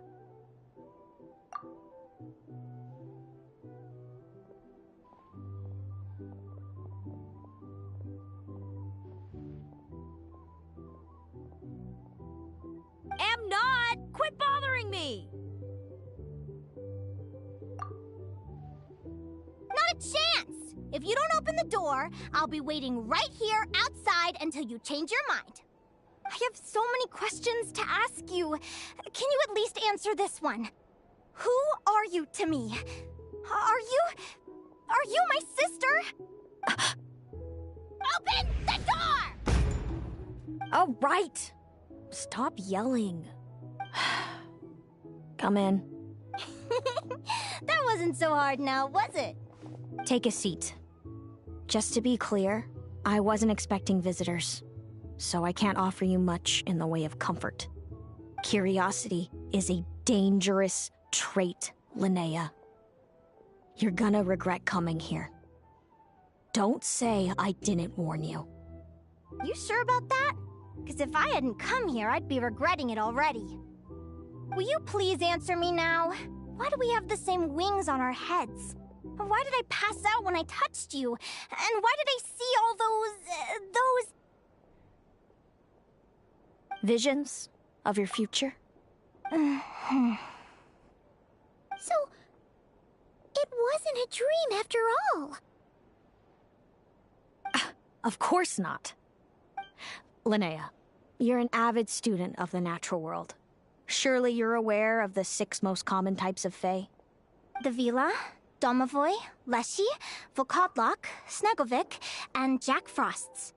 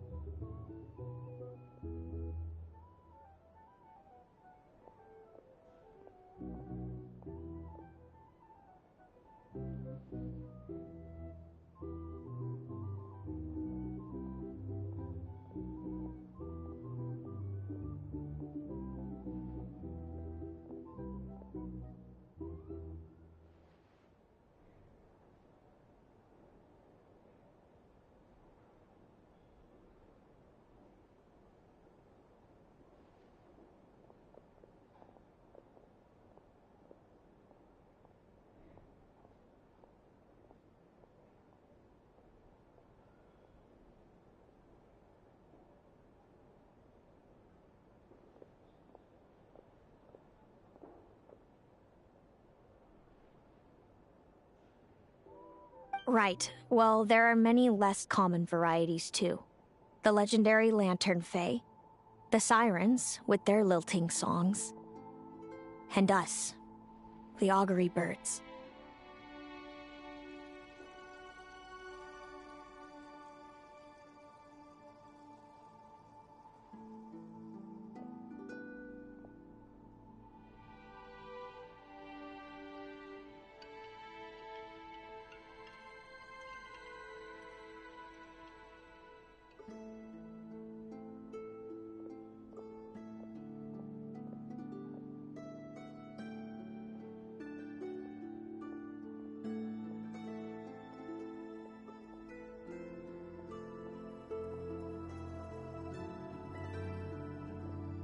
We foretell both disaster and delight, gazing upon the past dawn and future night.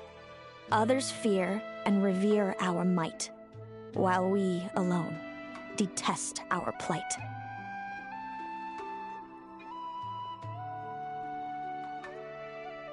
I've never heard of an augury bird before, or the poem you just recited. That's hardly a surprise. You can count the number of augury birds alive today on one hand. And that includes you and me. So it's true then. We really are family.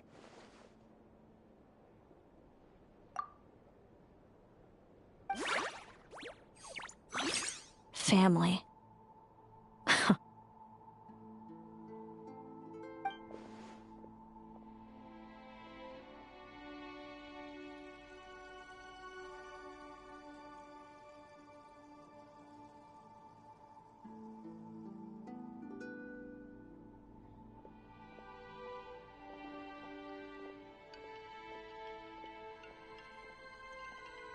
Augury birds are born with a peculiar ability.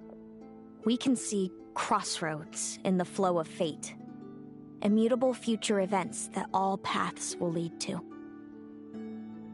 Are you talking about prophecies? Doesn't surprise me. Humanity has many ways of observing fate. The stars, the ley lines. Our abilities are feeble in comparison. We can only see our own fates. If a friend wants to know their future, or someone is concerned about the destiny of the world, we're powerless to help. But the way it feels to witness your own fate, I trust you understand by now, Linnea. It certainly wasn't fun. Those prophecies brought a flood of emotions with them. From excitement to frustration to bitterness. By the end, all I was left with was a kind of numb emptiness. I had a goal in life, and before I even had the chance to start fighting for it, I saw how it would end. It's like someone spoiled the ending of a story I was really enjoying.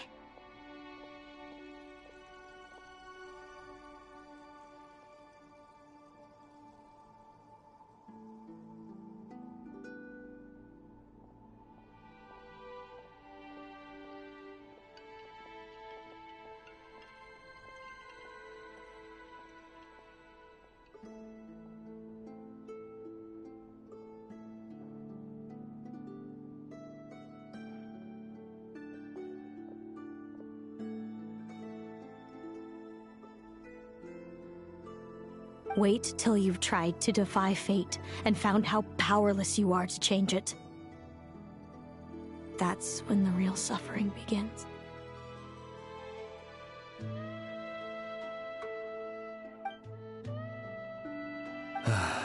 Everything is transpiring as I foresaw, yet I am powerless to change it. Fate is an immutable force. I can but lament as the inevitable unfolds.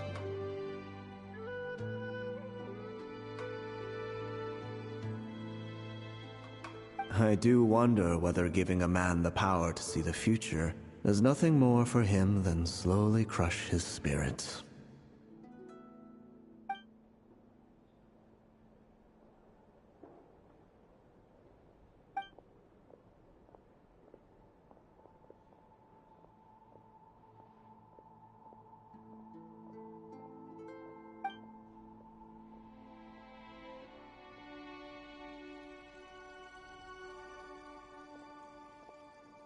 When you know every joy and every sorrow you'll ever experience, and there's nothing you can do to change it. Like you said, it leaves you with a numb emptiness. Generation after generation of augury birds lived with this burden. Until you were born, and our parents found the only solution they could think of. If an augury bird is set far from the Fae to grow up among humans, the awakening of their prophetic abilities could be delayed. So that's how I became a changeling.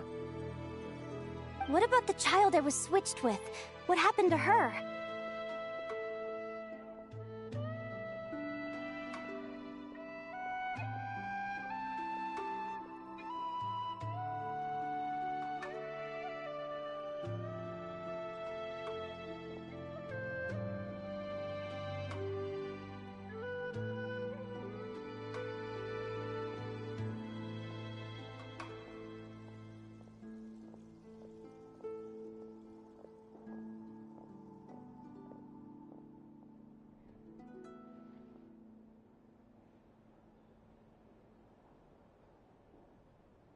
Don't worry, she had the opposite problem to you.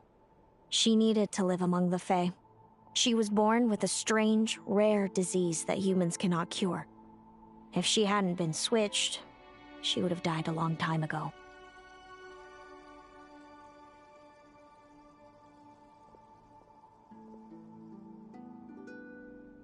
Our parents saved her life, then raised her as their own. Eventually, her birth parents came to find her, and now they're living together in Snezhnegrad.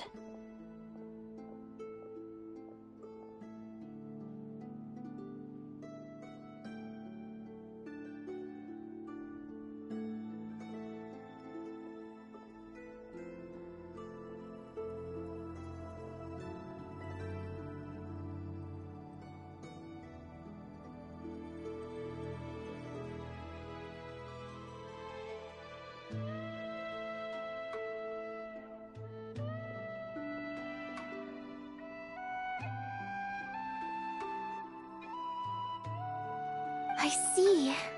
Wow.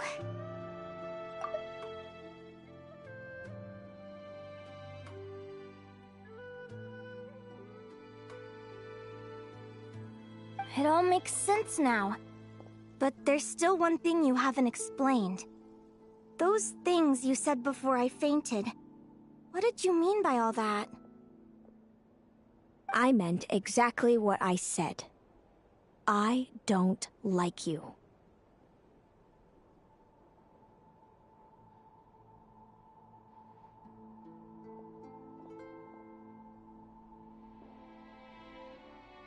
But why? No reason. So we're back to this?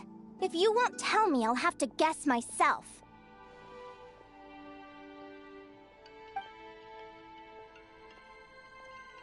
Celino, are you jealous of me?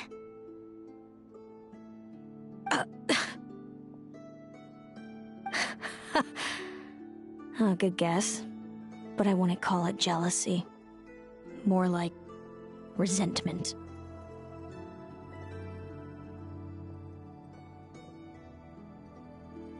By the time our parents came up with a solution for you and sent you off to live with the humans, I was already tormented by visions. If I'd been born just a few years later. How cruel fate can be.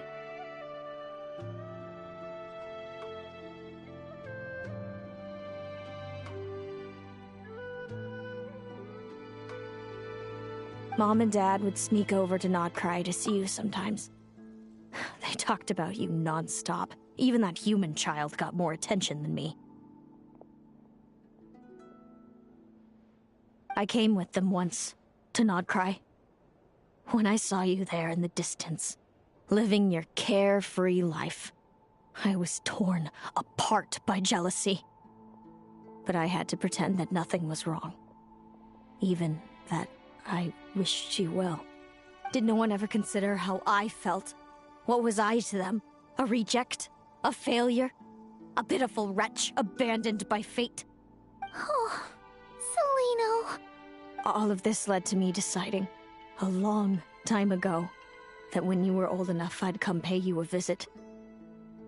My plan was to tell you the truth about everything. And then, you would share in my suffering. I know. What kind of horrible person would want to do that to someone? Someone like me, apparently. Then, why did you hide from me? You really want me to keep guessing? It was because I found out the image of you I'd built up in my head. Of happy-go-lucky Linnea, spoiled by her parents and coddled by fate. It was all just a fantasy. I overheard you, and Speranza, talking about your past. Desperately trying to hide the truth about who you were. Somehow getting by with a ragtag bunch of kids in the conch gang. You described it so nonchalantly. But it was eating me up, inside. In that moment, I didn't want to see you suffer, and I couldn't go on resenting you any longer. I just wanted to hold you tight and tell you everything will be fine, that you still have a family. Hey, sis. You're really not cut out to be a villain. So much for making me suffer, huh? Now you're the one crying and I have to comfort you.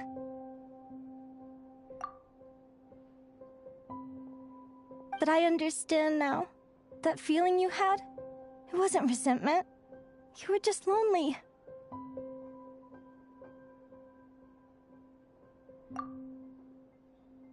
I've always wondered about my real family. I'm so glad you were willing to see me, sis.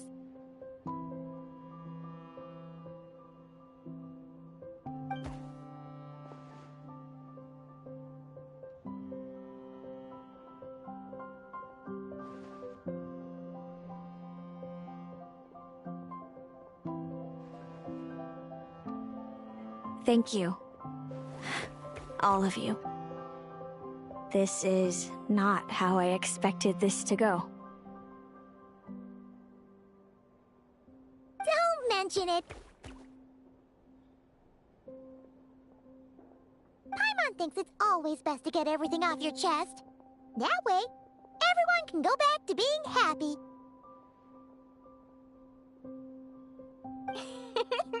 You're right, Paimon. I haven't been this happy in a long time.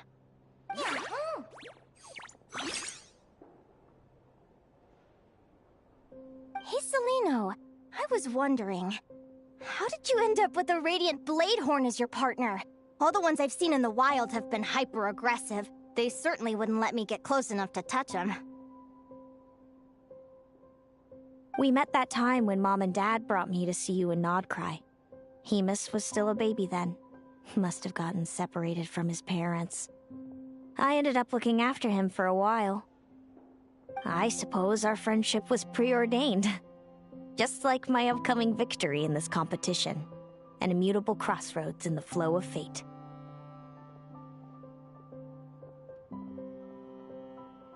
Immutable?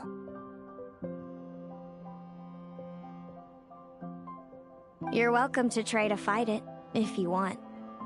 Prepare to experience just how cruel fate can be. Leave this competition and fly somewhere far away. I promise you, something will happen to force you right back here. Or if you prefer, you could go all out and try to beat me. But I have both luck and superior strength on my side. It's a goal few will never overcome. The prophecies we see are the meeting points of every possible path. There are many possible roads into the future. But they all lead to the same destination in the end. Now that I know the pain of seeing my own fate for myself, I have to ask, how have you kept it going all these years? I learned to submit to fate. I just have to accept what will happen. There's no other choice. Since the outcome can't be changed, how I get there doesn't matter in the grand scheme of things. Every crossroad I've foreseen is a curse. So the best I can do is chase a little happiness in the unknowns between them. But what about you, Linnea? What's your perspective? I think I see things differently. How about we continue this conversation after the tournament? I'd rather give you my answer then. All right, just don't get your hopes up about the future. I don't want to see the disappointment tear you apart. I'll be fine, trust me. Anyway, we'll leave it there for today. See you in the arena! It's getting pretty late. We should all get some sleep. You're staying at the flagship too, right? No need to see me out. I'll be fine. Oh, and thanks so much for keeping me company today. Good night. Back in my day, we'd...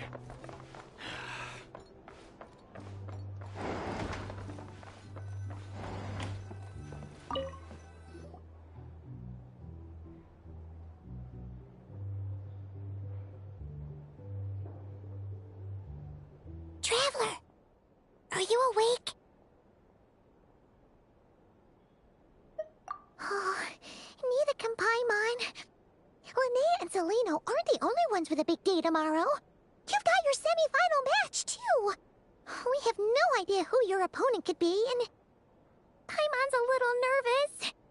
Since we're both struggling to sleep, do you want to head out for a stroll? We could go grab something yummy, then take a guara to check out the arena. Might be a good chance for our little warrior to get familiar with the lay of the land.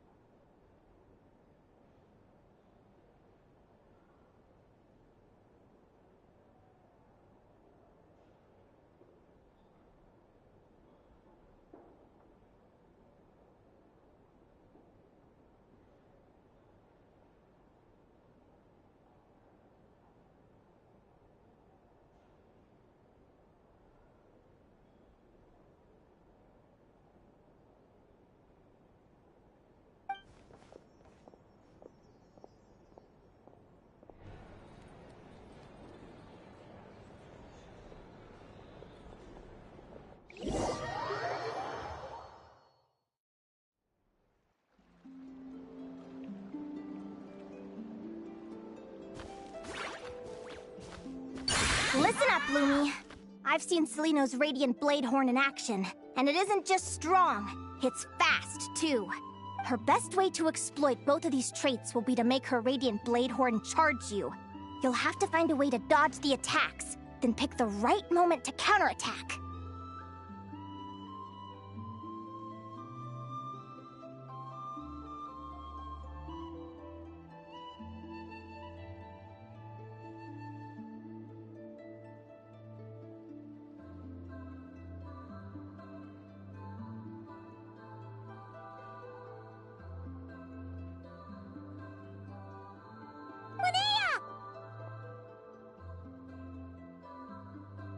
Sure am.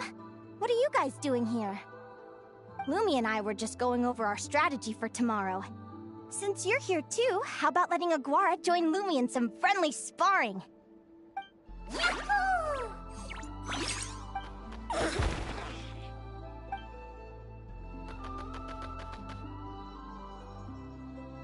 Lure the enemy in and wait for an opening to strike. Yeah, looks like that's my best shot at victory.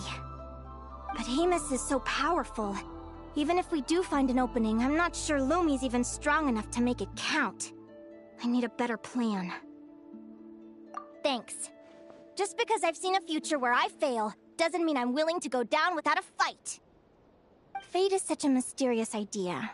Despite having it explained to me and having seen it with my own eyes, I still find it hard to wrap my head around it. What does fate mean to you? Hmm? You're in a philosophical mood, huh? Well, I don't know if I'm the best person to ask. I've only just learned who I really am. I need some time to think. Besides, I'm an advisor, remember? It wouldn't be very professional for me to start spouting best guesses and speculation. What if I led you in the wrong direction? Relax. I'm just curious to hear your opinion. Alright, well, I think that knowing the future is a pretty lousy deal. But then, life's full of lousy situations. When I was a kid, my greatest suffering came from not knowing. I didn't know how my parents would react when I told them the truth. I didn't know where to go when they left. Back then, I actually wanted to know the future. I dreamed of a day that fate would send me a sign. I just wanted some clear guidance on what I should do. Something to give me the courage to go on. But fate didn't show me anything. It was my own stubborn will that got me through. Turned out that the only person I could rely on was me. I've always known what it's like to be terrified of the unknown. And now I'm learning that knowing for sure isn't all it's cracked up to be either. What's the big deal? The world hasn't ended and I haven't changed. What do I have to fear?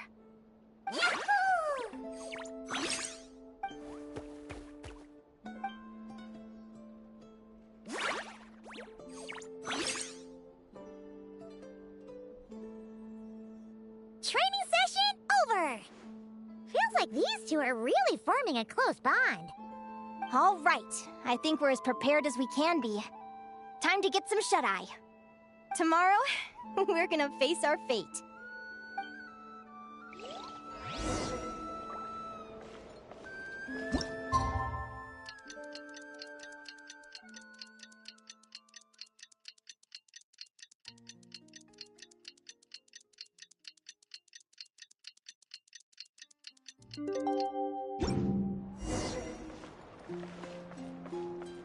Squall Fury!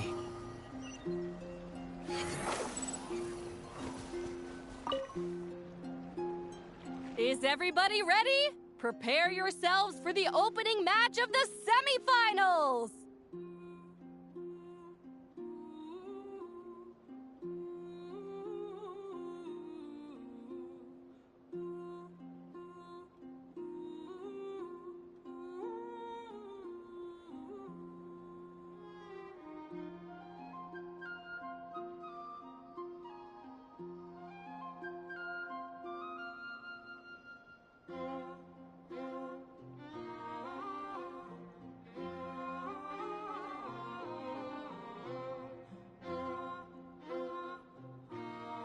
Our contestants are ready and raring to go. On the one side, we have the Traveler and his partner, Aguara. And on the other side, we have Viliana and her partner, Gornisen. You can do it, Aguara!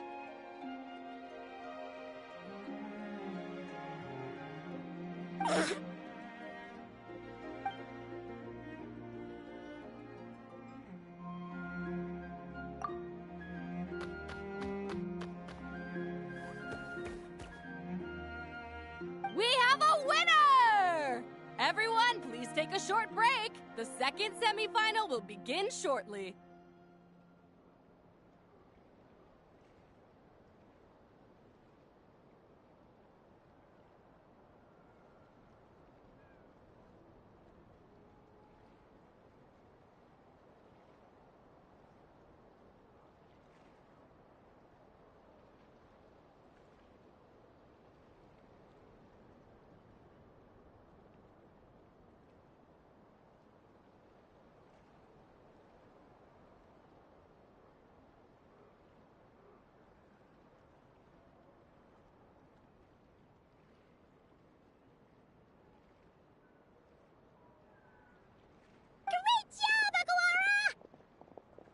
Hey, Traveler!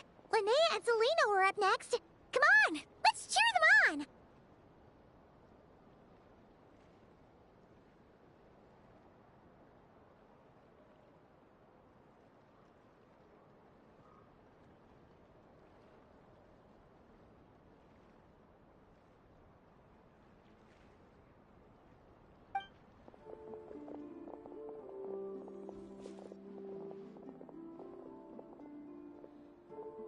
Looks like our contestants and their partners are in position. On the one side, we have Linnea and her partner, Lumi. And on the other side, we have Celino and her partner, Hamus. Buckle up, folks. The semifinals are about to begin. Yahoo! You can do it, old boss! Go get him, Linnea!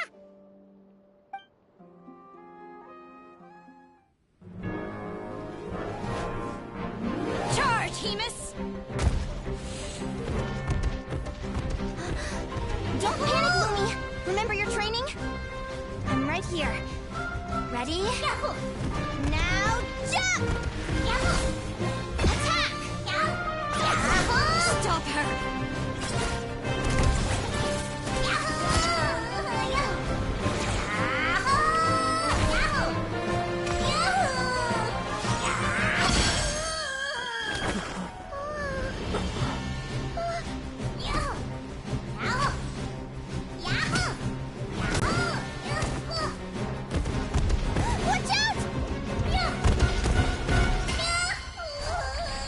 This is the will of fate. It was over before it began.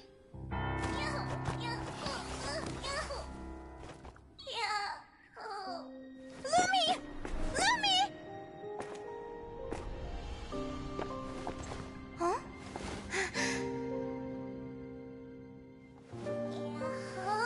Oh? You wanna come with me? Let's go then. The wide world awaits.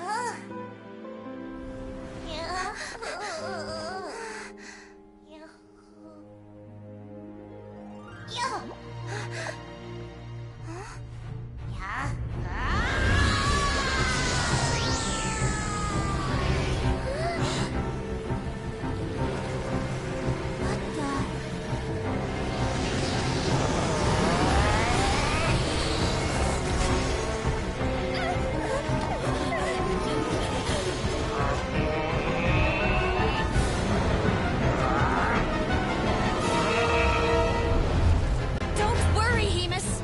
Victory will be ours.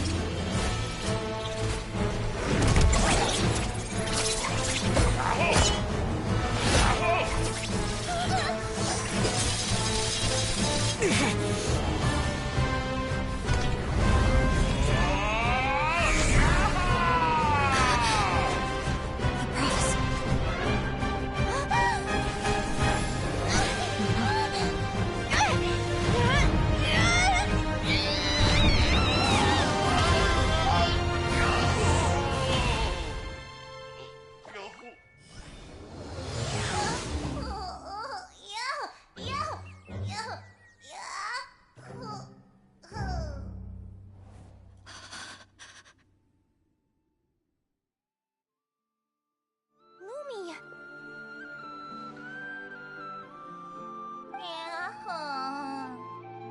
You were amazing! I didn't know you could grow that big!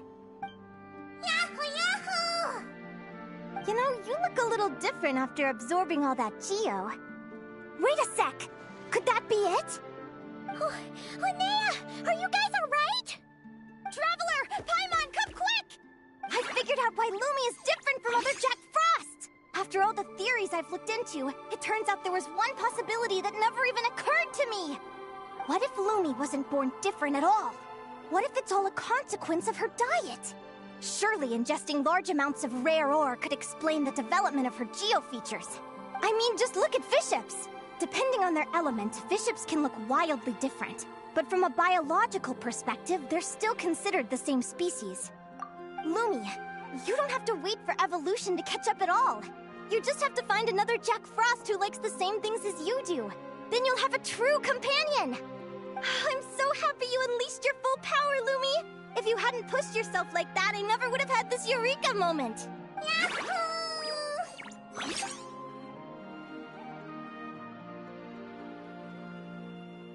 Linnea, why did you hold back? What do you mean? If Lumi had landed that hit, you and Hamus would have been in serious danger. Even so, when that hammer started to fall, the future I once saw went blank before my eyes. Did fear cause me to see a false vision? Or did she truly cheat fate for a brief moment? What does it matter? In the end, the pull of fate exerted its force all the same. The prophecy came to pass as surely as the sun rises in the morning. What's on your mind, sis? I just think it's a shame. You gave your all in that battle, but it didn't change a thing. Whatever path you take, it always leads to the same place. Fate is so cruel. Celino, do you remember the question that you asked me? I told you I'd give you my answer after the tournament.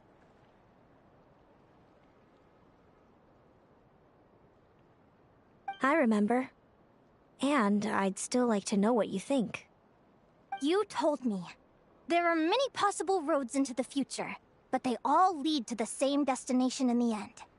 Well, I prefer to think of it the other way around.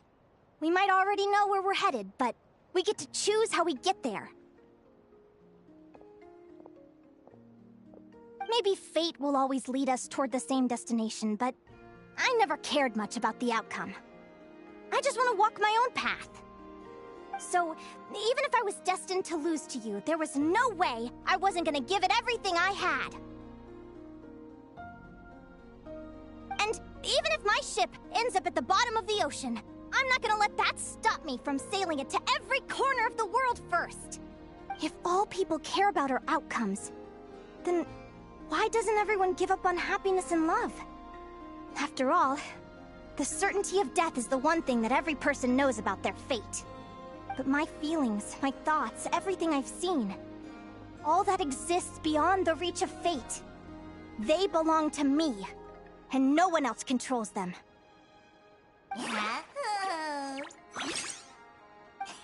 Lumi, sounds like you agree, right?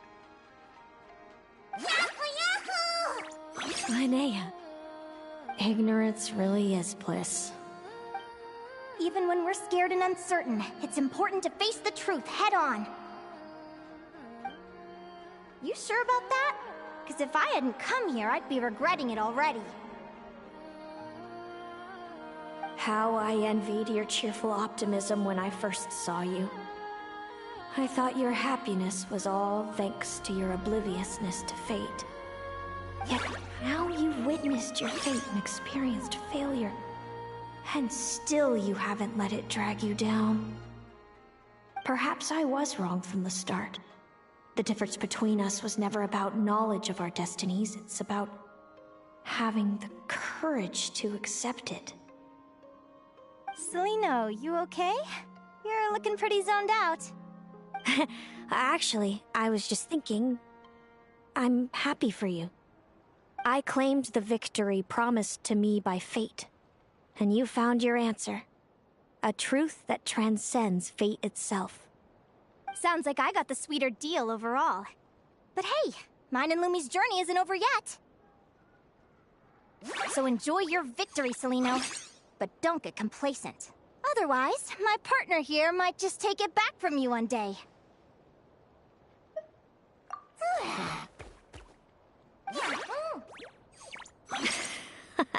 That little thing?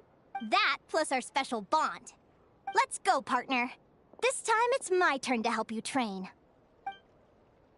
So, Aguara comes from Natland, right? If we're gonna train hard, we should do it there.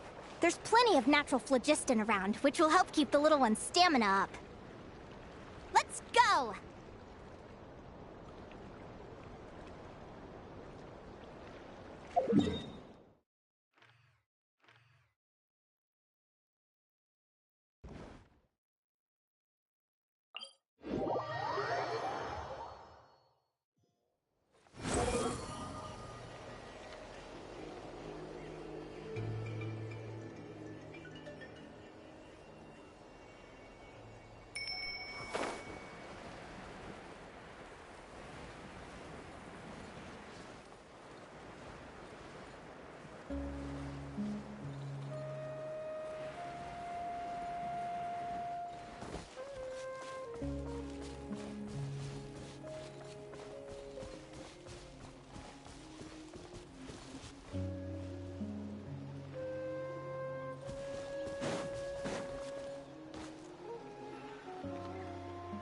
Hello, Natlan! I'm back!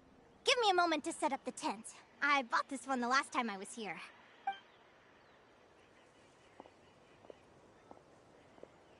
Oh, I'll lend you a hand.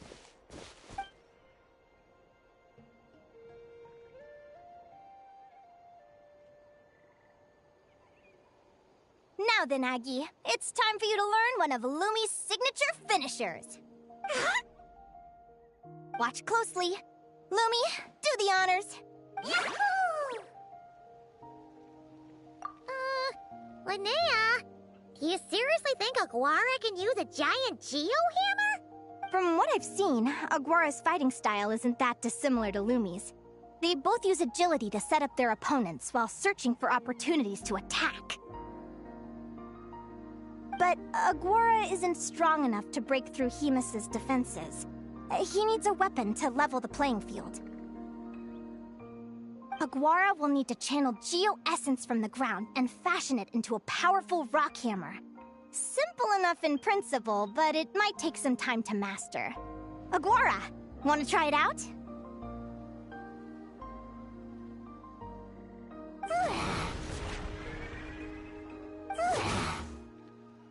Don't worry.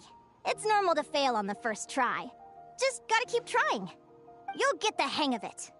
Lumi, it's up to you to show Aguara how it's done.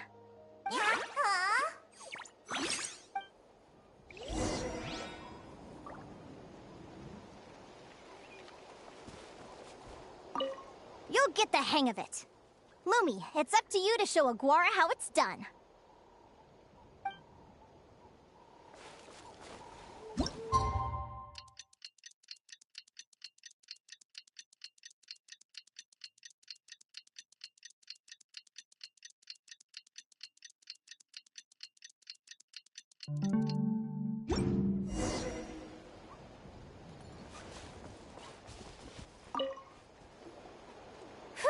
Feels like I blinked and 2 whole days went by. I've heard it said that people can find their fates by studying the stars. I guess that means that fate's been looking down on us this whole time, huh? I could really do with some sleep. Good night, you guys.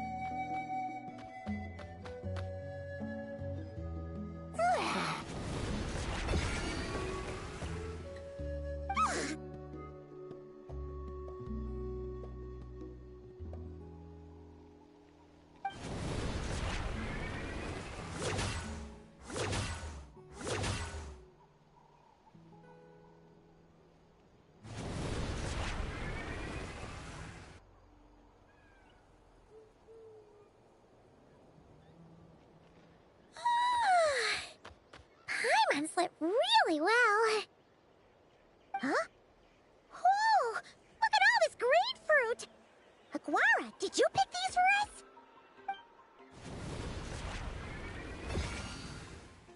Wow! When did you learn to do that?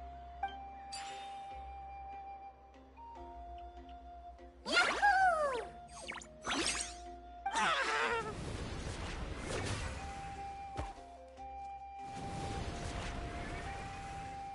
Are you saying you had help from another Saurian?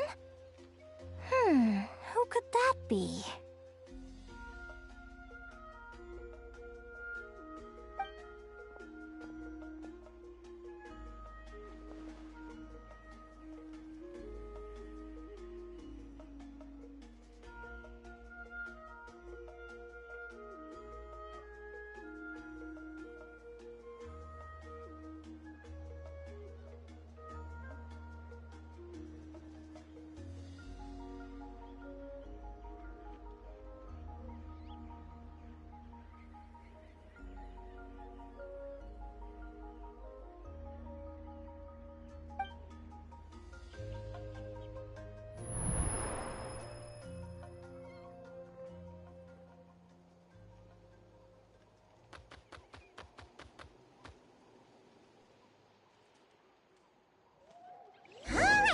Now that Aguara's mastered Lumi's secret weapon, it's time to head back to Notcry.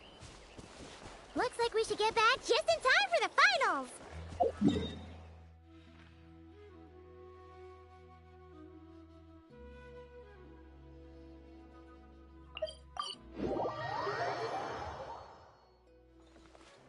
Behold!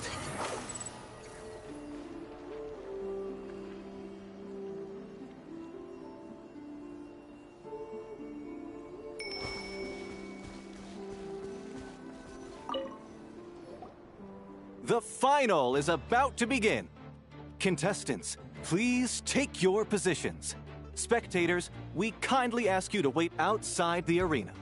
Oh, it's finally here! Aguara, today's your time to shine. It's all up to you now, partner. You've done the hard yards in training. Now, go out there and believe in yourself! It's time to write your name in lights and show the world how hard we've worked! You've got this, Aguara!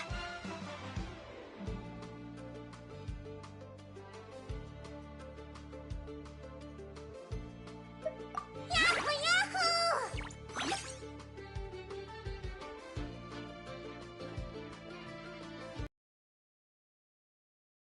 Wait is finally over! It's time for the Spirit Envoy Championship Final! You'll be very familiar with our contestants by now. Celino and her partner, the Radiant Bladehorn Haymis, who seized their place in the final after a hard-won victory in the last round. Then we have the Traveler and Aguara. This little Tepet Lazur might not look like the most ferocious beast, but this duo have fought courageously to reach the final stage. Who will be crowned champions today? In a few short moments, we will find out.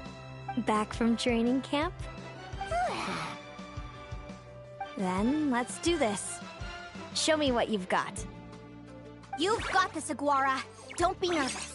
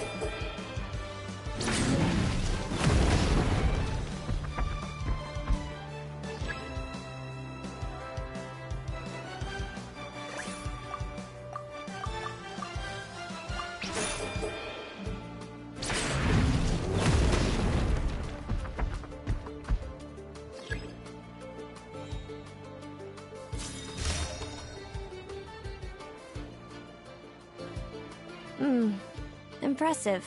Haymis, summon Animo energy on your horn, and then charge! Now you see what you're up against.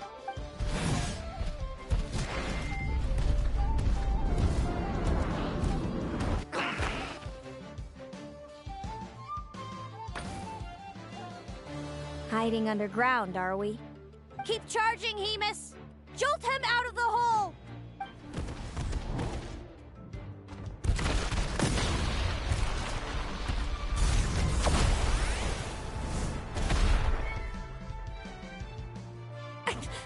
Hemus, are you all right?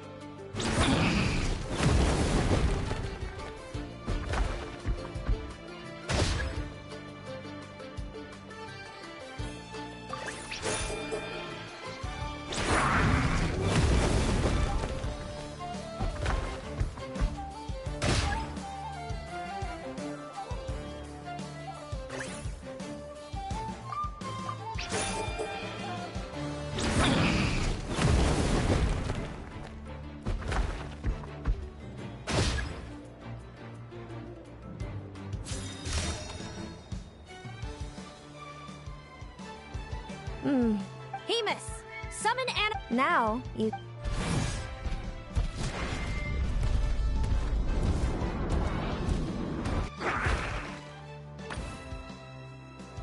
Hiding underground, are we? Keep Charging, Hemus!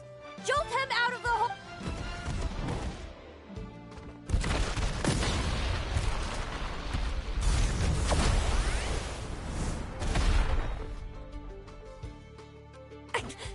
Hemus, are you all right?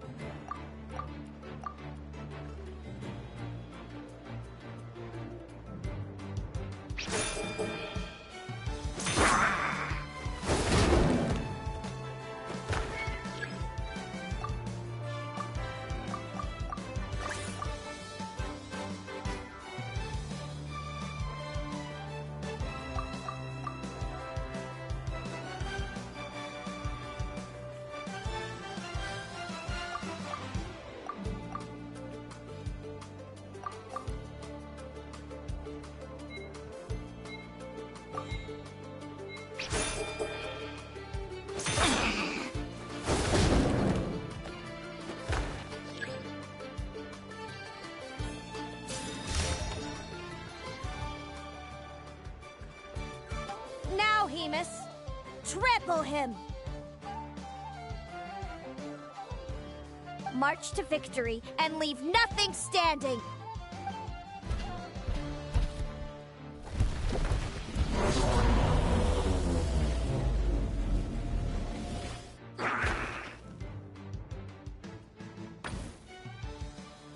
Predictable.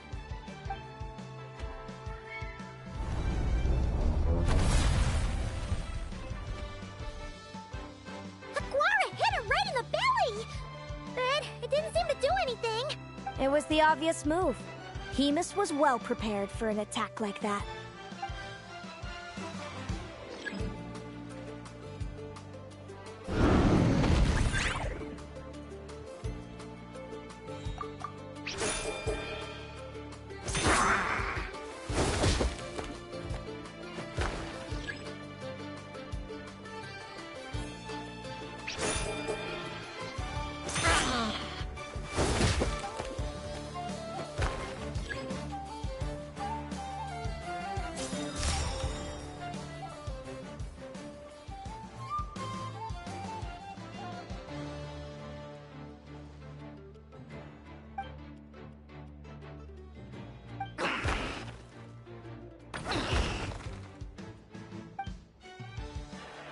Come on! Time to put that training into practice!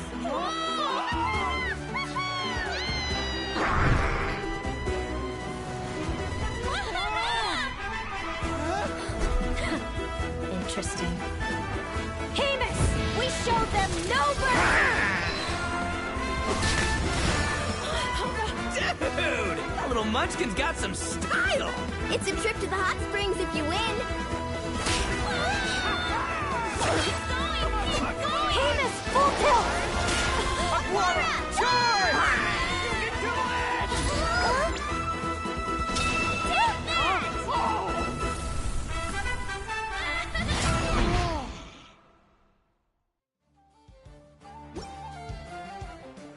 Hamus has lost the strength to fight on.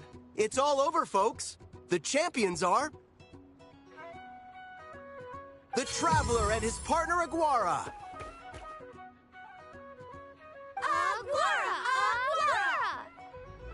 So, I lost.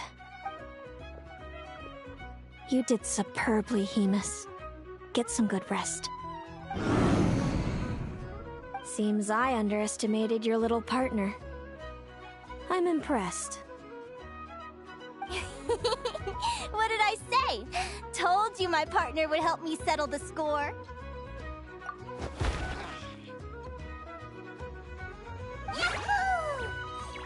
Ladies and gentlemen, we will now take a short break to give our finalists a moment to recover. But don't go too far, because we'll be back very soon for the award ceremony. Thank you to our contestants for your amazing performances. Now we'll be interviewing our 4 top finishers. First up, it's our champions, the Traveler and Aguara. We can all see that Aguara is still a young slip of a Tapetlasaur, and yet the fiercest of enemies couldn't stand in his way. So tell us, what's the secret to Aguara's success? I see. It sounds like behind every champion is a dedicated group of supportive friends. I'm sure we're all looking forward to even more spectacular performances from Aguara in the future. Do you think you're up for the challenge, little one? Next, we have our runner-up, Celino. Let me start by asking, what's next for you and Hamus? Will the two of you keep adventuring together in the future? No, Hamus doesn't belong with me. I'm hoping that soon I can set him free to roam the wild. And of course, since he's so friendly towards humans, I do hope any adventurers who run into Hamus in the future won't mistreat him. Sounds like Hamus is a real freedom lover. If we have any adventurers in the crowd, please keep your eyes peeled and make sure not to hurt our friendly, radiant Bladehorn. Moving on now, we have some more familiar faces from the semifinals. This first question is for Linnea. During your match against Celino, you jumped in to stop your own partner Lumi's rampage, costing you a certain victory. Do you have any regrets? I'd be lying if I said I didn't regret it even a little bit. But who wouldn't? All we can do is live our best life and hope to look back with as few regrets as possible. And overall, I had a really great time in this competition. I found my long-lost family, and we really care about one another. Inspiring words from Linnea. Now it's time for our final interviewee. Please welcome Viliana from Snezhnegrad. Anything you'd like to share with the crowd? Well, I've been really loving Nodcry. There's so much to see and do. I'm planning to stick around for a while, so if you see me around, come and say hey. Great. Enjoy your stay, Viliana. Well, folks, we've heard from all 4 of our semi-finalists. Now, to round things off, it's time for a group photo. Thank you to everyone who took part in the Spirit Envoy Championship. We hope to see you next time.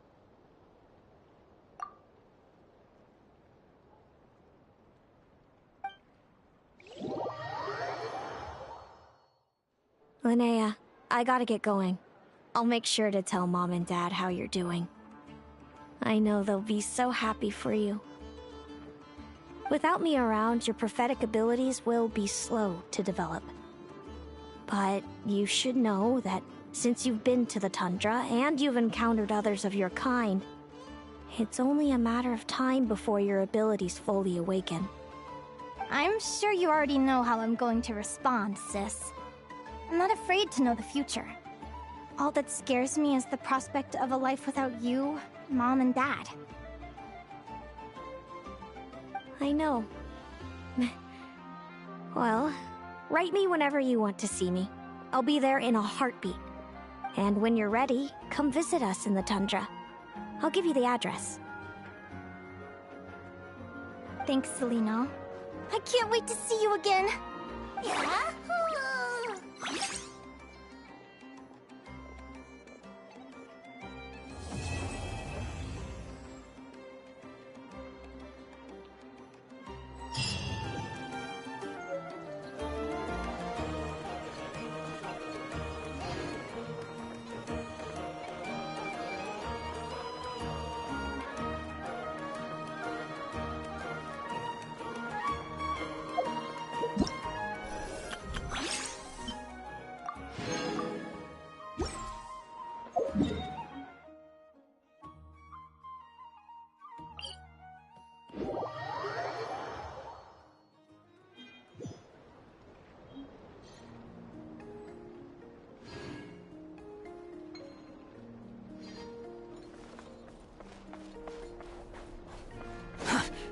slow.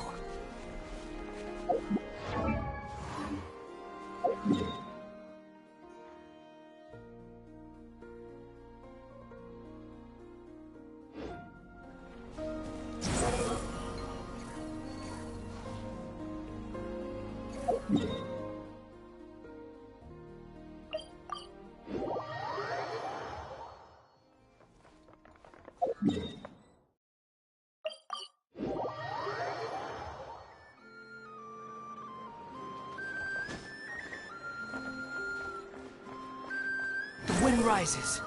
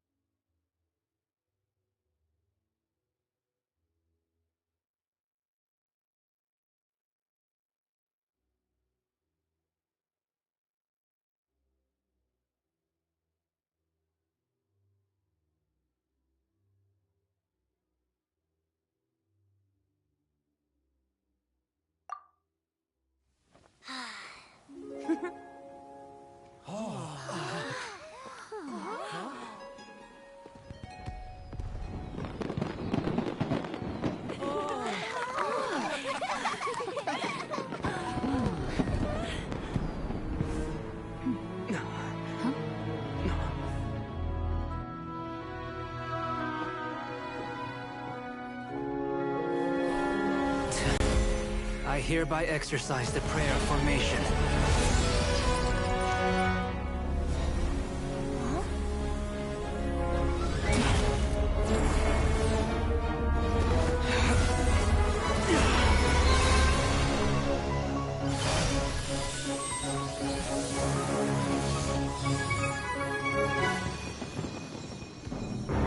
Ubiquitous earth, flowing water, refining fire, fortifying wind.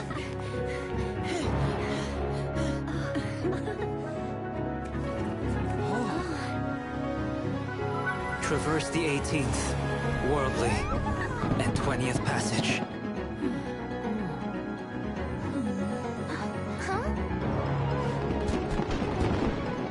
Emergent soul, enter the mortal realm. Elevate festering flesh into sacred blood and bone. O sages, witness my great undertaking.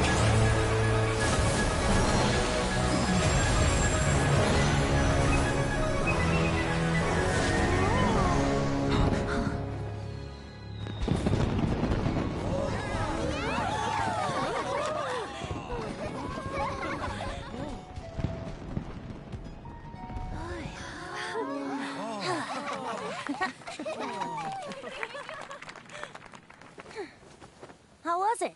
Not bad, right?